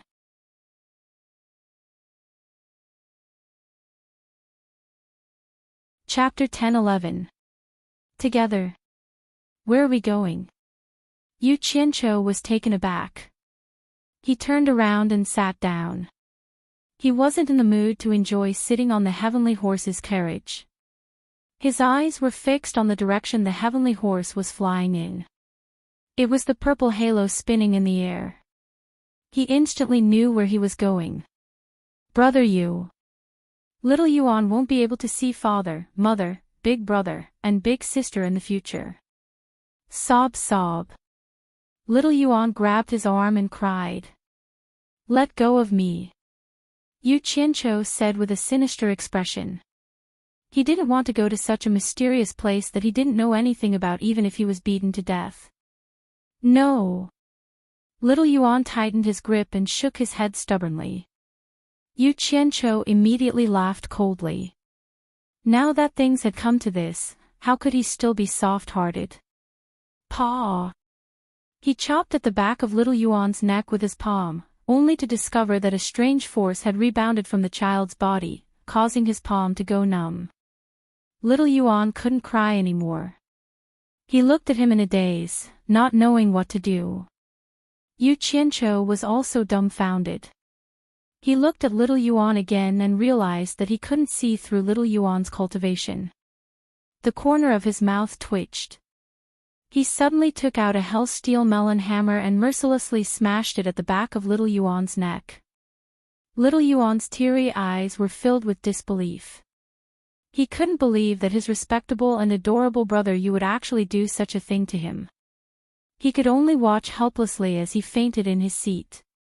The people below couldn't see this scene, but some of the experts hidden in the air saw it clearly. They all gritted their teeth. The scholar and the silver armor army also looked at each other speechlessly. Then, they saw Yu Qianqiu put away the hell-steel melon hammer in his hand. He flipped over and directly flew out of the carriage. He turned into a ray of light and shot towards the river Styx below. Everyone looked at Yu Qianqiu, who had returned to Grey Cloud Exayan's side. They all looked at him as if they were looking at a monster. Tsungyan Axayan gulped as a look of disappointment flashed across his eyes. He never thought that he would return. There was a rumbling sound in the sky. Everyone stared at the sky and saw a strong light flash. Then, the carriage was swallowed by the purple halo. Immediately after, the spinning purple halo suddenly stopped spinning, and once again condensed into a dozen or so purple lightning bolts.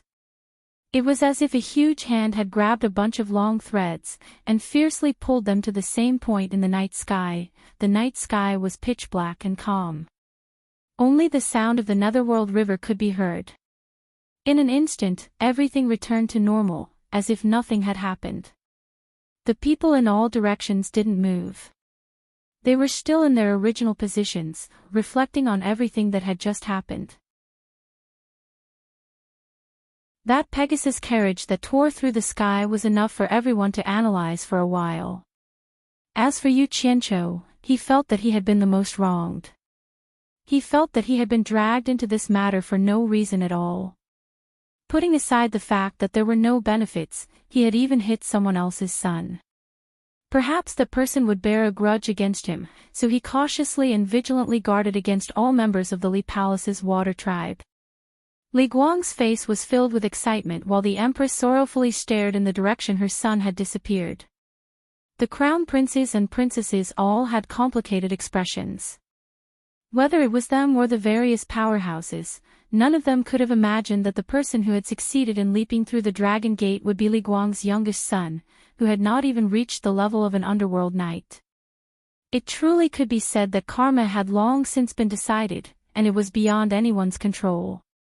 Why was it like this? The crowd couldn't help but recall what Yu Qianqiu had said before. He had said that he had seen the fourth prince of the Li Palace glowing with a multicolored light, as if he had been possessed by a dragon. Previously, everyone had believed that Yu Qianqiu was talking nonsense, but everyone had seen the strange phenomenon that had occurred when the fourth prince of the Li Palace had leaped through the Dragon Gate. If Yu Qianqiu was playing tricks, then his acting was a little too good. Especially that scene of him clinging to life and being afraid of death, everyone still remembered it vividly. Based on everyone's experience, they could naturally see that Yu Qianqiu had not been faking it. From this, they could infer that the fourth prince of the Li Palace was destined to leap through the Dragon Gate. And the theory that the black carp of the underworld river would form good karma with others after leaping through the Dragon Gate had once again been verified. Everyone had no choice but to believe it. In other words, Yu Qianqiu's use of a fishing rod to target the fourth prince of the Li Palace truly had been a misunderstanding. Just as he had said, he had not intended to humiliate the water tribe of the underworld river. Congratulations to the black carp tribe of the underworld river. After so many years, a person of great fortune has once again transformed into a black dragon and left the netherworld.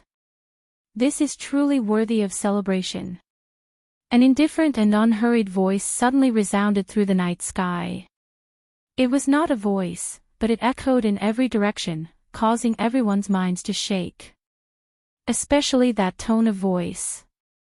Although it was polite words of congratulations, it gave off a feeling of being high above all living beings.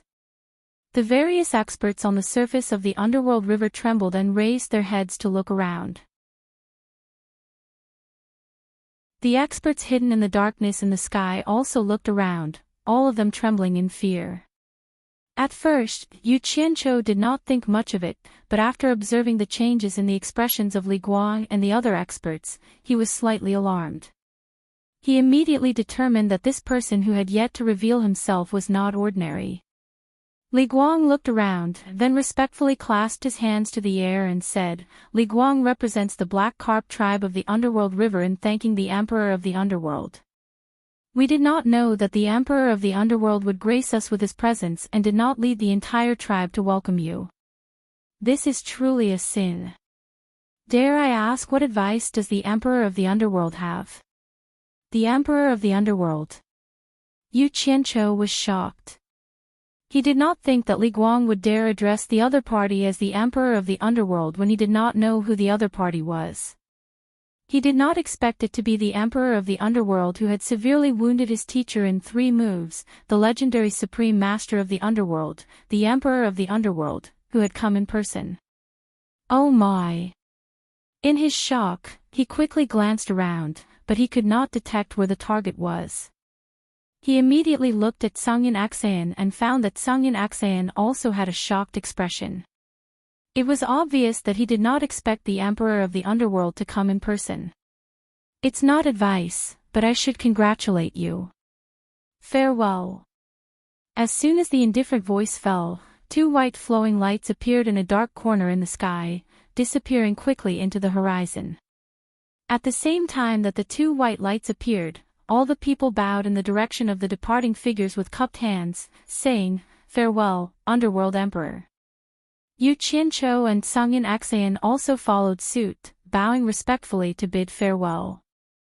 After everyone stood up, congratulatory voices continuously came from all directions towards Li Guang. Li Guang, on the other hand, continuously cupped his fists towards all directions in return.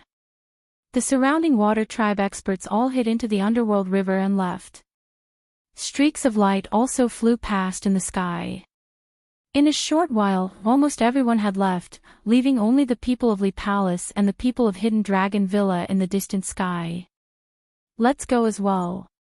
Yu Qianqiu secretly whispered to Sungyin Axayan and Xinyu. The 3 of them had the same idea. They all felt that this was not a place to stay for long, and that it was better to leave as soon as possible. Wait! Li Guang shouted, and the three of them paused. What they were worried about had happened, and they slowly turned around to look at him.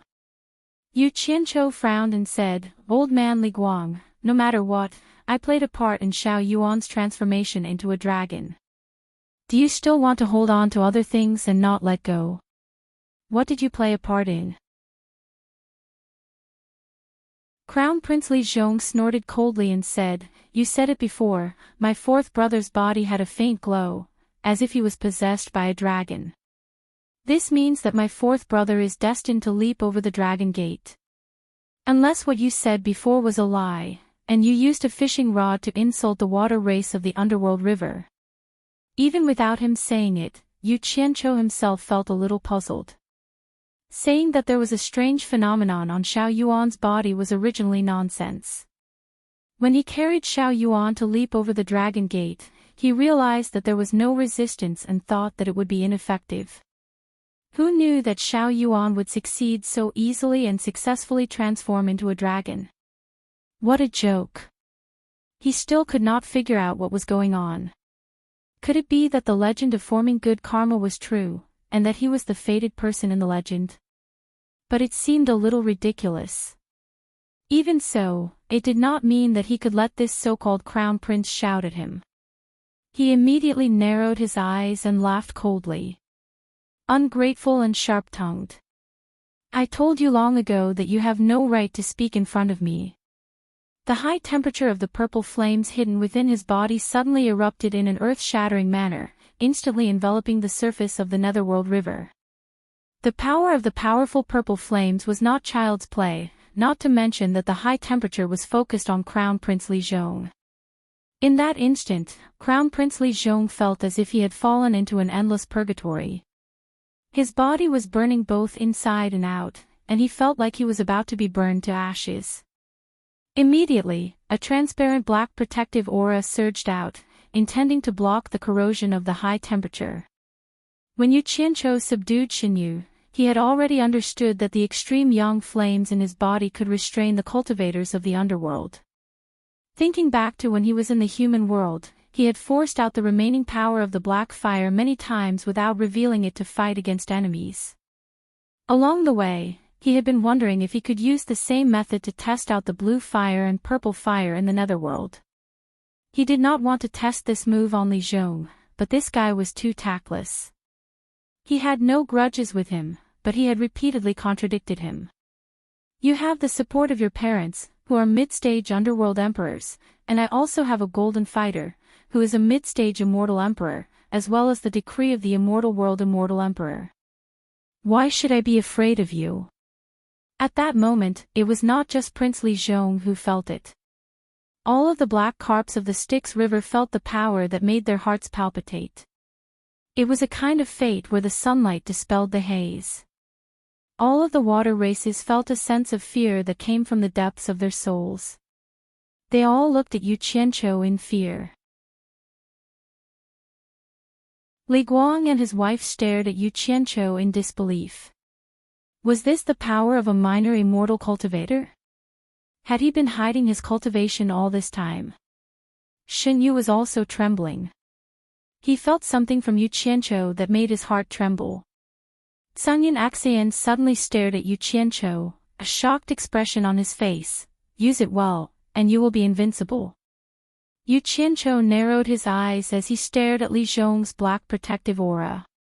He suddenly recalled what his master, Bai Changchun, had said. With a thought, the purple flames that were in a stalemate with Li Zhong's protective aura instantly condensed into an invisible high-energy blade. You're tuning in to the LoveLore Library YouTube channel.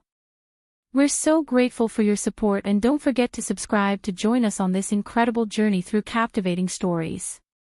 Your generosity through donations truly makes a world of difference, as it's the primary source of revenue that allows me to expand and enhance this channel for you.